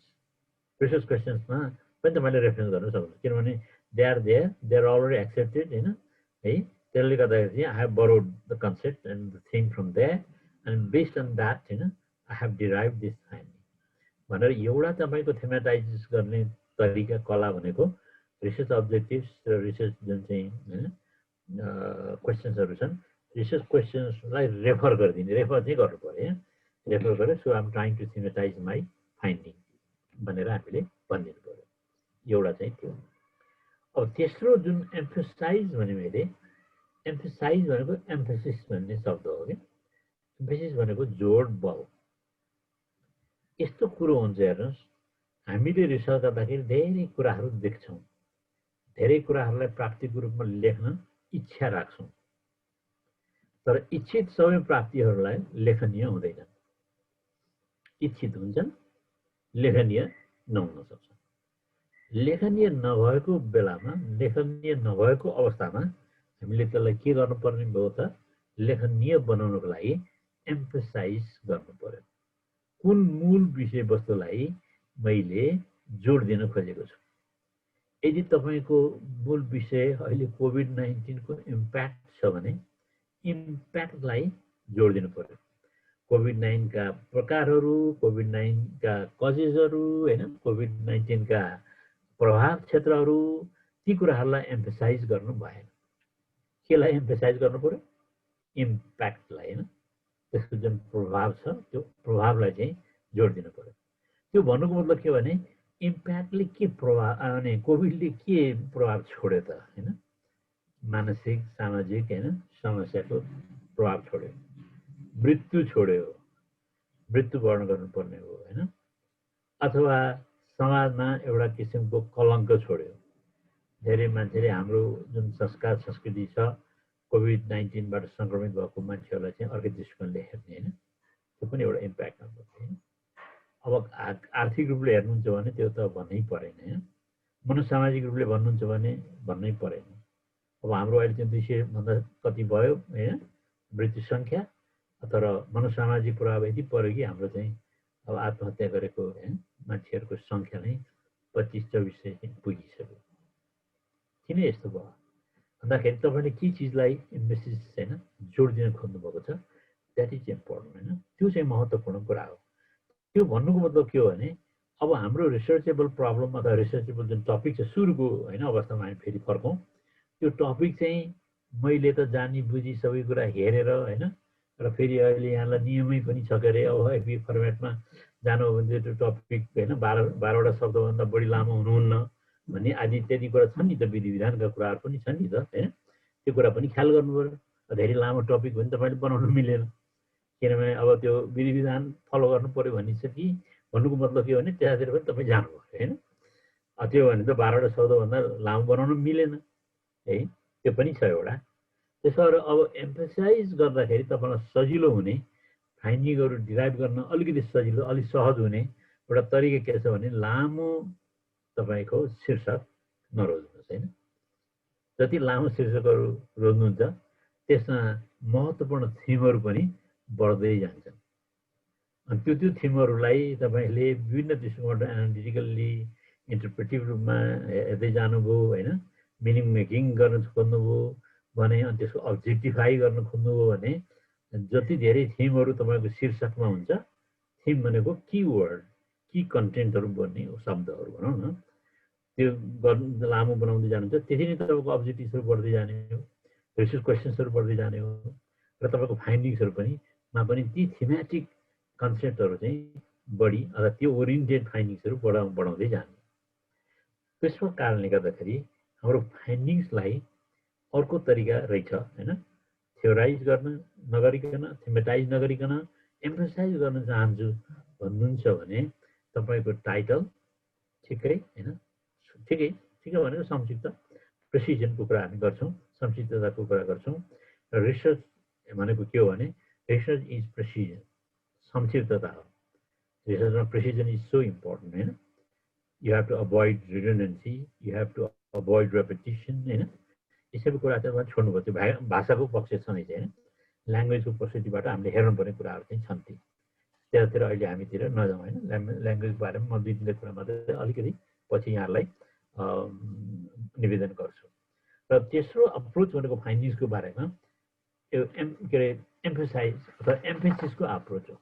अब एम्फेसिस भनेको के हो त मैले निवेदन गरेँ, हाम्रो विषयवस्तुमा मूल अर्थ राख्ने, बढी माने बोक्ने है, बढी अर्थ बोक्ने त्यस्ता किसिमका धारणाहरू छन् भने ती धारणालाई प्राथमिकताका साथ हामीले फाइन्डिङमा छुटाउनु भएन। अरूलाई छुटाएर केही पनि फरक पर्दैन। यस्तो हुँदाखेरि तपाईँले 15वटा फाइन्डिङ्सहरू निकाल्ने देख्नु हो हैन, सोच्नु हो। यसो हेर्दाखेरि आफ्नो एनालिसिस अगाडि हेर्दाखेरि हैन, डिस्कसन एनालिसिसहरू च्याप्टरहरू हेर्दाखेरि हरेकलाई तपाईँले पॉइन्ट लगाउनु होला, यो चाहिँ फाइन्डिङमा जान्छ भनेर त्यसो गर्दै गर्दै जानुभएको छ र त्यसरी अन्तिम अवस्थामा आउँदाखेरि तपाईँसँग 15-20वटा फाइन्डिङहरू भए। तर एउटा फाइन्डिङ डिराइभ गर्ने एउटा तरिका चाहिँ के हो भने तपाईँसँग 4वटा, 3वटा, 5वटा कतिवटा अब्जेक्टिभ्सहरू छन्, रिसर्च क्वेसन्सहरू कतिवटा छन्, त्यसले पनि यसलाई गाइड गर्ने हो, त्यसले पनि यसलाई डाइरेक्ट गर्ने हो। त्यो डाइरेक्ट गर्दाखेरि हामीले के कुरालाई चाहिँ ख्याल गर्नै पर्यो भने हामीले हाम्रो अब्जेक्टिभ्सहरू र हाम्रो जुन रिसर्च क्वेसन्सहरू छन् त्यो रिसर्च क्वेसन्स र अब्जेक्टिभ्सहरूलाई कम म्यानेजेबल हैन, बढी म्यानेजेबल बनाउने, ती अब्जेक्टिभ्सहरू चाहिँ कम राख्ने हो भने हाम्रो रिसर्चेबल जुन टपिक पनि प्रिसाइजली हैन स्टेट गर्नु पर्यो। Believing in the principle of precision हैन, त्यो चाहिँ एउटा त्यो हो। र फाइन्डिङ्स भनेको के हो त भने चाहिँ दे डोन्ट स्ट्यान्ड अलोन हैन, निर्विकल्प हैन, निराकार चाहिँ होइन। फाइन्डिङ भनेको फाइन्डिङको आकार हुन्छ हैन, फाइन्डिङको आकार हुन्छ। फाइन्डिङको आकार हुने भएको कारणले गर्दाखेरि हामीले के याद गर्नु पर्यो भने this findings are data driven or experience driven or expertise driven है। कुनै न कुनै रूपमा यसको आधार त छ नि त फाइन्डिङ्सहरू, त्यसै त त्यो प्राप्तिहरूलाई निकाल्न त सकिँदैन। त्यो प्राप्तिहरूलाई निकाल्नको लागि या त हामीसँग तथ्याङ्क हुनु पर्यो, जुन हामी एभिडेन्स पनि भन्छौँ। यो चाहिँ my findings are evidence based, my findings are data driven हैन भनेर मैले भन्नु सक्नु पर्यो। एउटा होइन, यो चाहिँ अलिकति मेरो क्वालिटेटिभ पर्सपेक्टिभमा पनि हैन बढी जोड दिएको कारणले गर्दाखेरि माई फाइन्डिङ्स आर मोर हैन एक्सपिरियन्स ड्रिभन हैन, एक्सपिरियन्स ड्रिभन पनि हो है मेरो भनेर पनि भन्न सक्नु पर्यो। होइन, I am also a professional हैन, so my findings are also based on हैन माई एक्सपर्टिज ड्रिभन पनि हो भनेर भन्न सक्नु पर्यो। त्यसो भएर फाइन्डिङ्स डोन्ट स्ट्यान्ड अलोन, तिनीहरूको आफ्नो स्वतन्त्र होइन अस्तित्व चाहिँ हुँदैन। तिनीहरूको अस्तित्वभित्र तपाईँको अनुभव, तपाईँको विद्वता, दक्षता र तपाईँले जेनेरेट गर्नुभएको, कलेक्ट गर्नुभएको डेटा होइन अथवा इन्फर्मेसन त्यहाँ आउँछ, त्योसँग गाँसिएको हुन्छ, त्योसँग सम्बन्धित हुन्छ। अब त्योसँग सम्बन्धित हुन्छ भन्ने बित्तिकै हामीले के याद गर्नु पर्यो भने findings are also reflective solutions. प्राप्तिले चाहिँ के भन्छ भने अलिकति प्रतिबिम्बको रूपमा हेर्दाखेरि त्यसका समाधानका बाटाहरू पनि कतै कतैबाट हिडन रूपमा होइन, अव्यक्त व्यक्त रूपमा म भन्दिनँ, हिडन रूपमा होइन यसले यसको कुराहरू गरिरहेको हुँदो रहेछ। त्यसले गर्दा चाहिँ findings are also defined as expected solutions to your problem. To your problem भनेको to our topic, to topic भनेको टु आवर रिसर्चेबल टपिक होइन। हाम्रो रिसर्चेबल टपिक छ, यसको सिधै होइन सम्बन्ध छ, सम्बन्ध यसरी यसले बनाएको हुन्छ। त्यसले गर्दाखेरि what kind of findings would you like to होइन अराइभ एट, त्यसो भने होइन प्रश्न चाहिँ यो, तपाईँले यसलाई थ्योराइज गर्न चाहनुहुन्छ कि थेमेटाइज गर्न चाहनुहुन्छ कि एम्फसाइज गर्न चाहनुहुन्छ। एउटा एप्रोच यो। तपाईँले पर्सनल्ली हेर्न चाहनुहुन्छ कि प्रोफेसनल्ली हेर्न चाहनुहुन्छ कि अथवा इन्स्टिट्युसनल्ली हेर्न चाहनुहुन्छ, अर्को बाटो यो। अर्को सुरुमा मैले के निवेदन गरेको थिएँ भने यिनीहरूमा दुईवटा कुरा अनिवार्य रूपमा हुनु पर्यो। एक्सेस र एक्सेप्टेन्स। एक्सेस भनेपछि एक्सेस टु डेटा हैन, जुन डेटाबाट फाइन्डिङ निकाल्नु भएको छ त्यो डेटामा यो पुग्नु, फेरि यसलाई फर्कायो भने त्यही पुग्न सक्छ सक्दैन फाइन्डिङ हेर्नु पर्यो। त्यो धेरै जस्तो फाइन्डिङ्सहरू हाम्रो चाहिँ डेटा ड्रिभन हुँदो रहेछ। डेटालाई आन्तरिकीकरण त गरिएको, तर त्यो फाइन्डिङ्सलाई देखिएको जुन भिजिबल डेटा हो त्यो भिजिबल डेटाले चाहिँ सपोर्ट नगरेको, त्यस्तो अवस्था हुँदो रहेछ। बुझ्नुभयो हो? त्यस्तो अवस्थामा हामीले ख्याल गर्नुपर्ने कुरा के रहेछ त भन्नुहुन्छ भने, होइन अब डेटा ड्रिभन पनि हो र यसलाई मैले फाइन्डिङ नगरिकन फाइन्डिङभन्दा अगाडिको अवस्थामा लगेँ भने म त्यो डेटामा यसलाई पुर्याउन सक्छु नि त, यसको एन्सर खोज्नको लागि होइन, म डेटामा पुग्न सक्छु नि त भनेर यहाँले भन्न सक्नु पर्यो। त्यसले गर्दा त्यो एक्सेसको पाटोबाट सोध्नु पर्यो। अर्को एक्सेप्टेन्सको पाटोबाट पनि सोध्नु पर्यो। मैले यो फाइन्डिङ डिराइभ त गरेँ, यो चाहिँ के हो त, am I going to limit the finding to myself alone हैन, अथवा I am going to make these findings generally acceptable, अरूको लागि पनि यो एक्सेप्टेबल हैन हुनु पर्यो। त्यसो भएर चाहिँ यो एक्सेस र एक्सेप्टेन्स दुईटा कुराहरू सुरुमा मैले यहाँलाई निवेदन गरेका थिएँ, त्यो कुरा यसमा चाहिँ हुनु पर्यो। र फेरि पनि मेरो हैन निवेदन चाहिँ के हो भन्नुहुन्छ भने, फाइन्डिङ्स हैन दे डोन्ट स्ट्यान्ड अलोन हैन, त्यो चाहिँ अब हामीले बुझेको कुरा हो। इनको फाइन्डिङको स्रोत भनेको या त डेटा हो, या त हाम्रो एक्सपिरियन्स हो, या त हाम्रो एक्सपर्टिज हो। हाम्रो एक्सपिरियन्स र एक्सपर्टिज बढी जहाँ हैन उल्लेख हुन्छ अनि त्यो फाइन्डिङ्सहरू बढी क्वालिटेटिभ बन्न जान सक्ने सम्भावना, तिनीहरूको त्यो क्षमता बगेको हुन्छ। हाम्रो फाइन्डिङ्सहरू चाहिँ बढी डेटा ड्रिभन हुन गयो भने त्यो भनौँ न फाइन्डिङ्सहरू बढी क्वान्टिटेटिभ नेचरको हुन सक्ने हुन्छ। त्यो भन्नुको लागि चाहिँ दे आर सपोर्टेड हैन एन्ड प्रोटेक्टेड हैन बाई द डेटा हैन, जुन डेटा हामीले चाहिँ माथि छलफल गऱ्यौँ अथवा विश्लेषण गऱ्यौँ, र त्यसबाट पनि यो के भएको हुनु रहेछ भने गाइडेड भएको हुनसक्छ। त्यसले गर्दाखेरि भोलि यहाँहरूले डिराइभ गरेको फाइन्डिङ्सलाई कसैले क्वेसन गर्यो भने तपाईँले त्यो क्वेसनको उत्तर दिन सक्नुपर्छ, र त्यो उत्तर दिँदाखेरि तपाईँको यी सोर्सहरू यसबाट आएको र मैले यसरी गरेको भनेर भन्न सक्ने अवस्थामा हामीले आफूलाई चाहिँ पुर्याउन सक्नुपर्छ। यो चाहिँ मैले होइन यहाँलाई निवेदन गरेँ। यति निवेदन गरिसकेपछि मैले अर्को पाटोमा पनि यहाँलाई लानुपर्ने हुन्छ होइन। अर्को पाटो भनेको के हो त भन्नुहुन्छ भने कन्क्लुजन्सहरू भयो। फाइन्डिङ्सहरूसम्म त मूलत के रहेछ, डेटा ड्रिभन हुनै पर्ने रहेछ होइन। अब डेटा भनेको हाम्रो एक्सपिरियन्स पनि डेटा हुनसक्छ, हाम्रो एक्सपर्टिज पनि डेटा हुनसक्छ, र आङ्गिक रूपमा हामीले जुन कुराहरू अहिले गरिरहेछौँ त्यो आफ्नै डेटा हो भन्ने कुरो त होइन थाहा भइ नै हाल्यो होइन, त्यो त छँदैछ त्यो पनि। अब कन्क्लुजन्स भनेको के हो त हामीले बुझ्ने त अब नेपालीमा त राम्रो छँदैछ होइन। निष्कर्ष भनेको छ हामीले, निष्कर्ष भने के हो, निष्कर्ष यो भनेर हामीले त्यसलाई परिभाषित पनि गर्नु पर्यो। र यो निष्कर्ष भनेको के रहेछ भने रिसर्चरको जजमेन्ट रहेछ।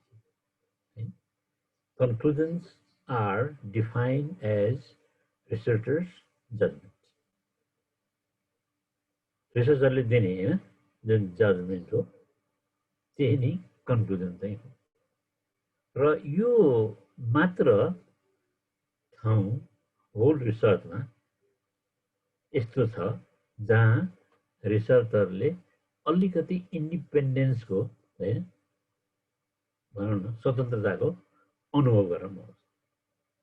यो कन्क्लुजन्स डिराइभ गर्नलाई, कन्क्लुजन्स लेख्नको लागि रिसर्चर अलिकति डह्रो हुनुपर्छ, किनभने कन्क्लुजन्स त निर्णयात्मक हुनुपर्छ नि त। यो वर्णनात्मक हुनु हुँदैन, विवरणात्मक हुनु हुँदैन, व्याख्यात्मक पनि हुनु हुँदैन। हेर्नुहोस् न, यो चाहिँ के मत हुनु पर्यो, जजमेन्टल हुनु पर्यो होइन। अब जजमेन्टल भनेको त के त निर्णयात्मक हो नि त। निर्णयात्मक कसरी हुने, निर्णयात्मक बनाउनको लागि केही आधारहरू चाहिँ छन्। त्यो निर्णयात्मक बनाउनुको लागि हाम्रो भाषाले ठुलो होइन भूमिका खेल्छ कन्क्लुजन्सहरूमा।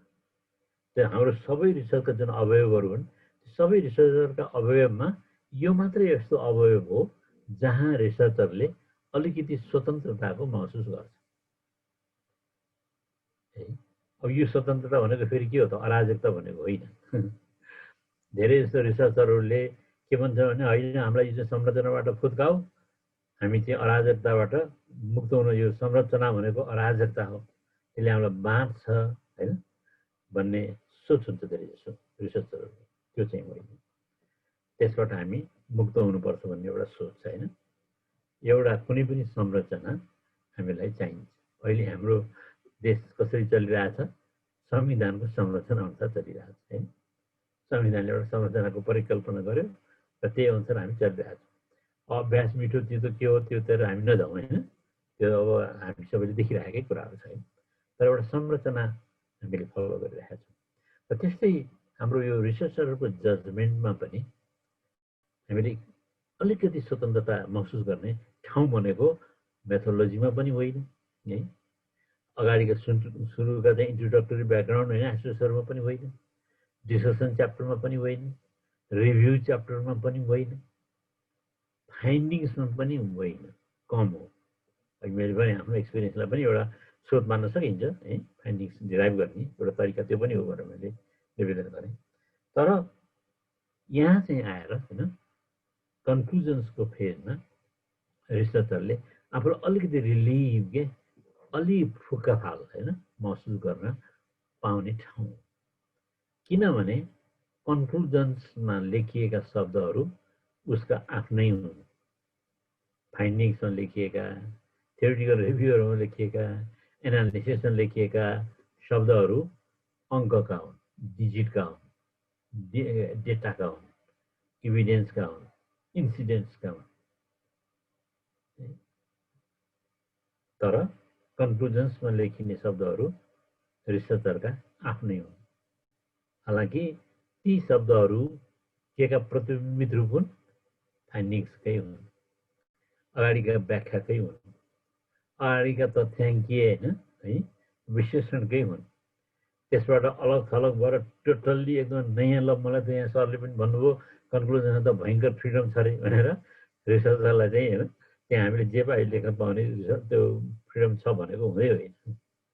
तर के छ भन्नुहुन्छ भने the way the researcher rights होइन हिज अर हर कन्क्लुजन्स है, दे आर रिलेटिभली इन्डिपेन्डेन्ट।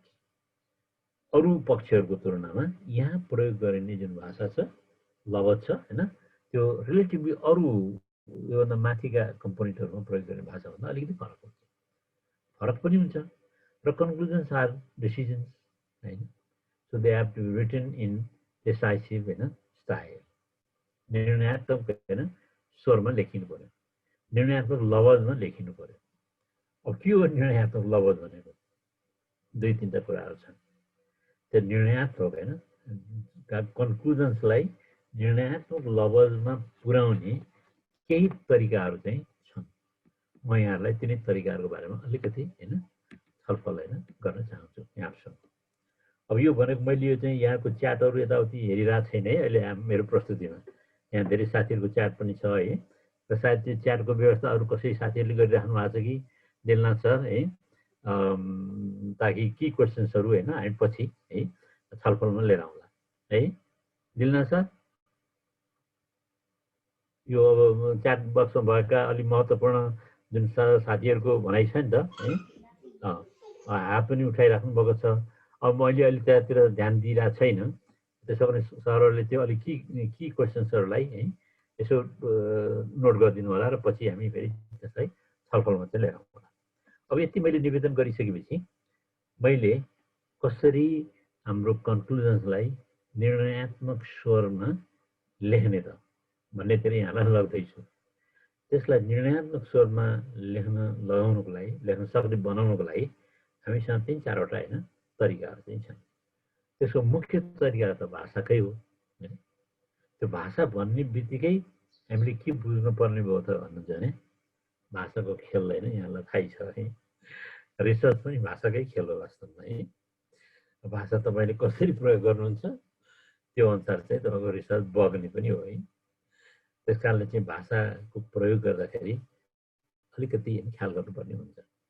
भाषाको प्रयोग गर्दाखेरि तपाईको आफ्नो इमोसन्सहरु बग्न भएन त्यहाँ। तपाईको नेगेटिभ इमोसन्स, पोजिटिभ इमोसन्स हैन। तपाईको इमोसनल इन्स्टेबिलिटी भन्छ नि हामीहरु, मनोसामाजिक अस्थिरता, संवेगात्मक अस्थिरताका कुराहरु तपाईको डिसिजन्समा अथवा कन्क्लुजन्समा हैन देखिनु भयो। फेरि पनि त्यो भन्नुको मतलब के हो त, संवेदनात्मक है कुराहरु चाहिँ त्यहाँ नलेख्नुबाट त्यसबाट निर्देशित भएर तपाईको है कन्क्लुजन्सहरु नआउन् भन्नुको मतलब के हो त, आखिरमा घुमिफिरी रुम्जाटार भनेको हो नि त, they have to be data driven भनेको हो नि त हैन। तर डेटा ड्रिभन भने पनि तपाईले लेख्नलाई चाहिँ अलिकति छुट छ भनेको मात्रै हो। त्यसर्थ एउटा संरचना हामीले यो डिसिजन्सहरु यो कन्क्लुजन्सहरुलाई डिसाइसिभ रूपमा लेख्नको लागि फलो गर्नुपर्ने हुन्छ। त्यो फलो गर्ने मुख्य आधार के रहेछ त भन्नुहुन्छ भने ल्याङ्ग्वेजको। The language has to be decisive हैन। ल्याङ्ग्वेज जुन हामी छनौट गर्छौं नि, शब्द छनौट गर्छौं, हाम्रो वाक्य छनौट गर्छौं है, अब हाम्रो प्याराग्राफहरु लेख्छौं हामी है, फ्रेजहरु लेख्छौं, वाक्यांशहरु लेख्छौं, यिनीहरु लेख्दाखेरि ख्याल गर्नुपर्ने कुराहरु हो, जसलाई अलिकति हामीले ध्यान दियौं भने हाम्रो कन्क्लुजन्सहरु डिसाइसिभ देखिन्छ। जस्तो एउटा मैले निवेदन गरे, एउटा यो जेन्डर रेस्पोन्सिभ हुनु पर्यो, लैङ्गिक हैन जवाफदेही हुनु पर्यो। सर्टेन लैङ्गीय झुकाव चाहिँ हुनु भएन। सर्टेन लैङ्गिक झुकाव हुने बित्तिकै हैन तपाईले के हो त, अनलेस यु आर हैन अ जेन्डर बेन्डर, जेन्डर मेन्डर होइन, जेन्डर बेन्डर हुनुभयो भने लैङ्गिक झुकाव हुन्छ, जेन्डर मेन्डर हुनुभयो भने लैङ्गिक झुकाव कम हुन्छ। यो भनेको के हो, बेन्डर भनेको के हो त, लैङ्गिक जुन दृष्टिकोण छ त्यो अगाडि सिधा हिँड्ने दृष्टिकोण हो क्या। त्यसलाई यसो नुहाउनु हो भने त्यो बेन्ड हुन्छ क्या, त्यसलाई चाहिँ जेन्डर बेन्डर एप्रोच भन्छ। आफ्नो अनुकूल त्यो हैन लैङ्गिक प्रवाहलाई आफ्नो अनुकूल प्रयोग गर्नु भने that is gender bending. Gender bending भनेको के हो त, यसरी गएको छ, सोझो हिँडेको छ त्यो दृष्टिकोण, त्यो गर्दा अब केही अवरोधहरू आए, प्रवाह भए, आक्रमण भए, त्यो भाषा प्रयोग गर्दाखेरि अहिले देखिएको छ मिडियाहरूमा हैन आदि इत्यादि हुन्छ। त्यो भयो भने तपाईले के गर्नु पर्यो, त्यो खाल्टा खुल्टीलाई सम्याउँदै पुर्दै हिँड्नु पर्यो। त्यो चाहिँ जेन्डर बेन्डिङ हो। लैङ्गिकतालाई हैन तपाईले ठिकठाक गर्ने के, ठिकठाक गर्ने भनेको खाल्टा खुल्टी पुरेर हिँड्ने भनेको।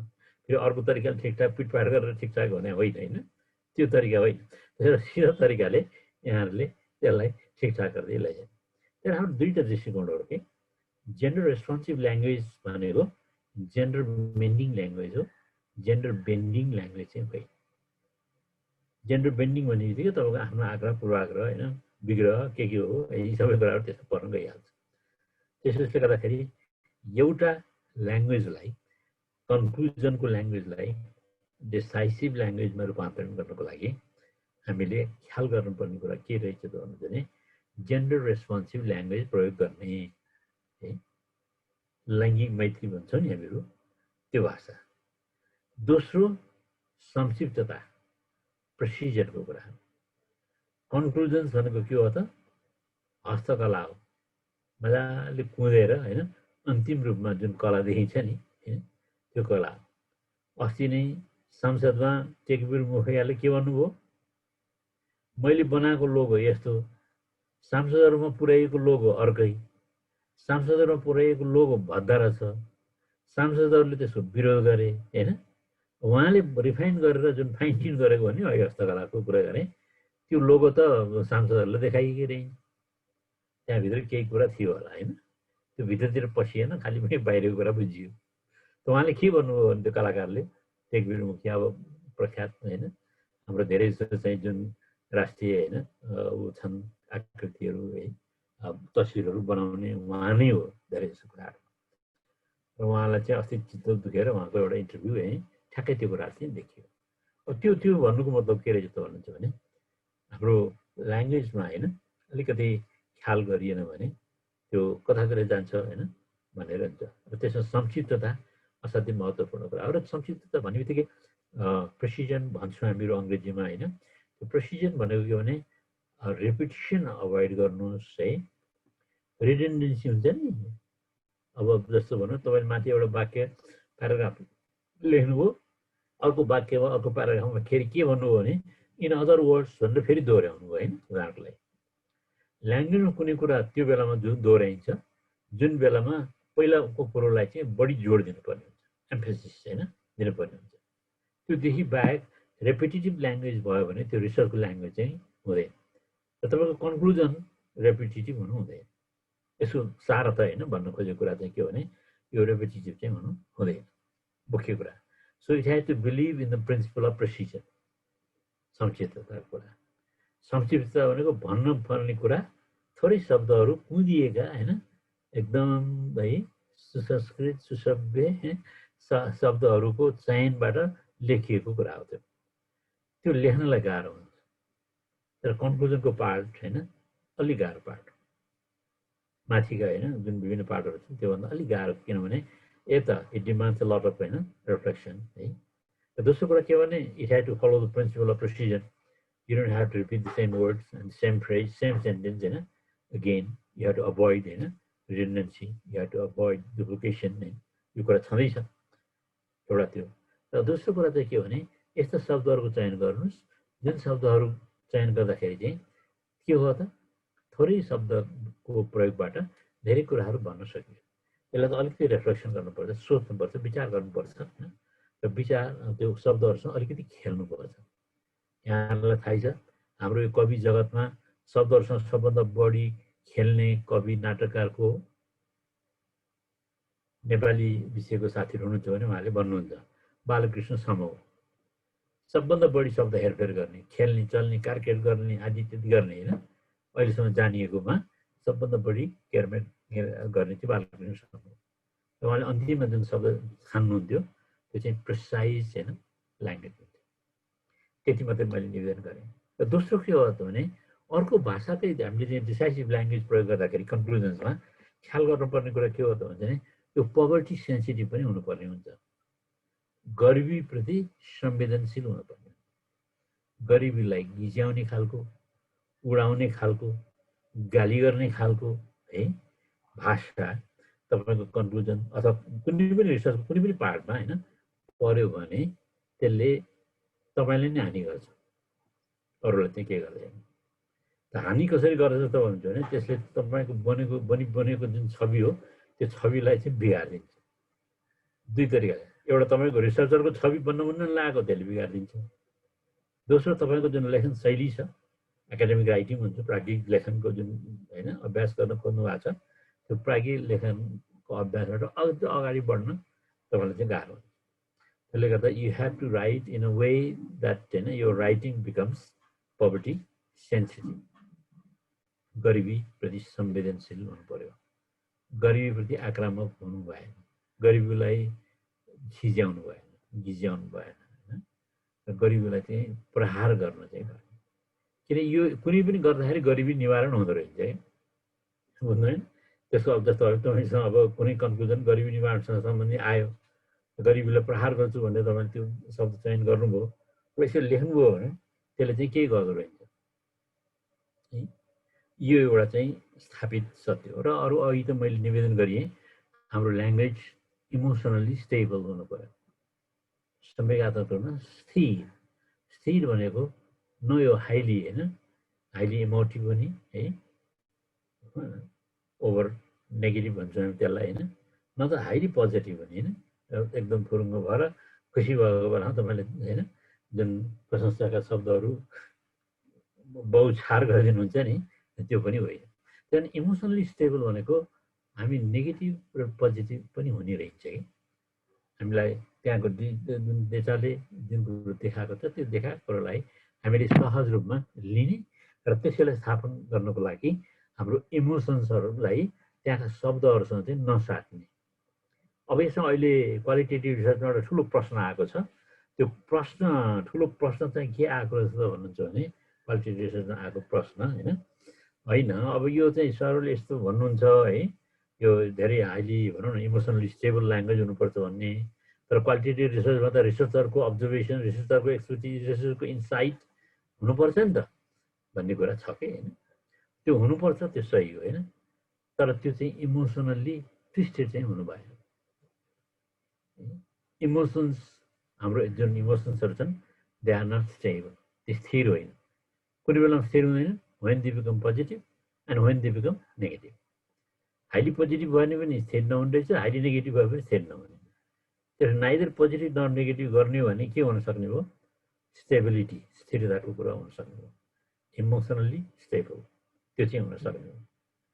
त्यसोले गर्दाखेरि चाहिँ हामीले कन्क्लुजन्सलाई कसरी हेर्नु पर्यो त भने चाहिँ they are eye openers. I openers चाहिँ हुन् they justify, they verify and they validate. तिनवटा कुराहरू चाहिँ यिनीहरूले गर्छन्। एउटा हाम्रो होल जुन होइन शोध कार्य छ, त्यो शोध कार्यमा भनिएका आदि इत्यादि कुराहरू जे छन् त्यसलाई यसले जस्टिफाई गरिदिन्छ आफ्नो होइन निर्णयात्मक शब्द, फ्रेज अथवा अनुच्छेद मार्फतबाट। So the conclusions they are eye openers and they just try to justify होइन हो यो। अब तपाईँले जुन कन्क्लुजिभ रूपमा लेख्नु भएको छ यो स्टेटमेन्ट होइन, कन्क्लुजन्स आर अल्सो स्टेटमेन्ट्स, तिनीहरू पनि भनाइ नै हुनुपर्छ। तर यसले के गर्दो रहेछन् भने एउटा जस्टिफाई गर्दो रहेछन् र अर्को भेरिफाई पनि गर्दो रहेछन्। तपाईँ जुन कन्क्लुजनमा आउनु भएन, जस्तो अब कोभिडकै एउटा कन्क्लुजन गरौँ त, COVID-19 इज डिस्ट्रक्टिभ है, एउटा तपाईँको कन्क्लुजन यो आयो, COVID-19 is destructive in nature. अर्को तपाईँको फाइन्डिङ आयो, के आयो भने COVID-19 has been found to be a killer disease, right? COVID-19 has been found to be a killer disease। यो फाइन्डिङको टोनमा भन्नुभयो। माथि चाहिँ डिसिजनको टोनमा भन्नुभयो COVID-19 is destructive in nature भनेर। यो विध्वंसकारी रहेछ, यो धुन्धकारी रहेछ होइन। हाम्रो कथा पुराणीहरूमा धुन्धकारी शब्द छ नि एउटा, त्यो यो धुन्धकारी रहेछ भन्ने तपाईँलाई देखियो नि है। त्यहाँदेखि COVID-19 is destructive in nature भनेको दिस इज योर कन्क्लुजन। तपाईँलाई अब यो डिस्ट्रक्टिभ छ भनेपछि त्यसलाई कसैले च्यालेन्ज गर्न सकेन। यसको प्रकृति नेचर जुन हो नि डिस्ट्रक्टिभै रहेछ है। त्यसले गर्दाखेरि चाहिँ यो चाहिँ डिस्ट्रक्टिभ छ भनेर तपाईँले भन्नुभयो भने द्याट्स योर कन्क्लुजन। तर यो किलर डिजिज रहेछ, किलर डिजिजको रूपमा देखियो भनेर भन्नुहुन्छ भने द्याट बिकम्स योर फाइन्डिङ। त्यसबाट the way you write your findings and the way you write your decision I mean conclusions, यो ल्याङ्ग्वेजको है युज असाध्यै महत्त्वपूर्ण चाहिँ छ। त्यो निर्णयात्मक हुने हो कन्क्लुजन्सहरू है। अब कन्क्लुजन भनेकै निष्कर्ष, के हो निष्कर्षै भन्छौँ होइन हामीहरू, हजुर त्यो हो। अब फाइन्डिङ्सहरूको प्राप्ति हो। तर प्राप्तिको भाषामा तपाईँले चाहिँ निष्कर्षको भाषा होइन मिलाइदिनु भयो भने यो प्राप्ति हो कि निष्कर्ष हो हामीलाई अलिकति अलमल चाहिँ हुन जान्छ। तर निश्चयात्मक भाषामा प्रयोग हुने शब्दावली र प्राप्ति लेख्दाखेरि प्रयोग हुने शब्दावली जुन छन् तिनीहरूमा भिन्नता हुन जरुरी छ। त्यसले गर्दाखेरि मैले भर्खरै जुन हजुरहरूलाई उदाहरण दिएँ COVID-19 को होइन, एउटै विषयवस्तु त्यही हो नि, थिम त COVID-19 हो नि त होइन, मुख्य विषयवस्तु त्यही हो। त्यसलाई हामीले चाहिँ दुईवटा तरिकाबाट लेख्यौँ। एउटालाई कन्क्लुजनको तरिकाबाट लेख्यौँ, जस्तो कि COVID-19 is destructive in nature, conclusion हो हाम्रो, त्यो सबै कुरा हेरियो देखियो बुझियो होइन, र डिस्ट्रक्टिभ रहेछ भन्ने कन्क्लुजन आयो। र अर्को तपाईँले हेर्नुभयो, बुझ्नुभयो, देख्नुभयो, सुन्नुभयो होइन, यी सबै कुरा देख्नुभएको छ, तथ्यले पनि देखाइरहेको छ होइन, मान्छेहरूको सङ्क्रमणता बढ्दै गएको छ, यी सबै देखिसक्नुभयो भने अनि देन यु राइट होइन इन अ डिफरेन्ट साइड, त्यही कोभिडकै बारेमा। So you write COVID-19 has been found to be a killer disease है, this is becomes your finding. यो त तपाईँहरूको फाइन्डिङ हुन्छ। त्यसले गर्दाखेरि चाहिँ कन्क्लुजन्सले आई ओपनरको रूपमा काम गर्ने र तिनवटा तरिकाबाट यसले आफ्नो कन्क्लुजन्सलाई चाहिँ होइन ठिक गर्दछ, सही मानेमा यो लेखिएको छ भनेर भन्दो रहेछ। एउटा जस्टिफाई गर्दो रहेछ, अर्को भेरिफाई होइन, हाम्रो योभन्दा अगाडि चाहिँ जुन व्याख्या विश्लेषणले देखाएको अवस्थिति छ त्यो अवस्थितिलाई चाहिँ भेरिफाई गर्दो रहेछ, ए त्यो भनिएको कुरा ठिक छ भनेर।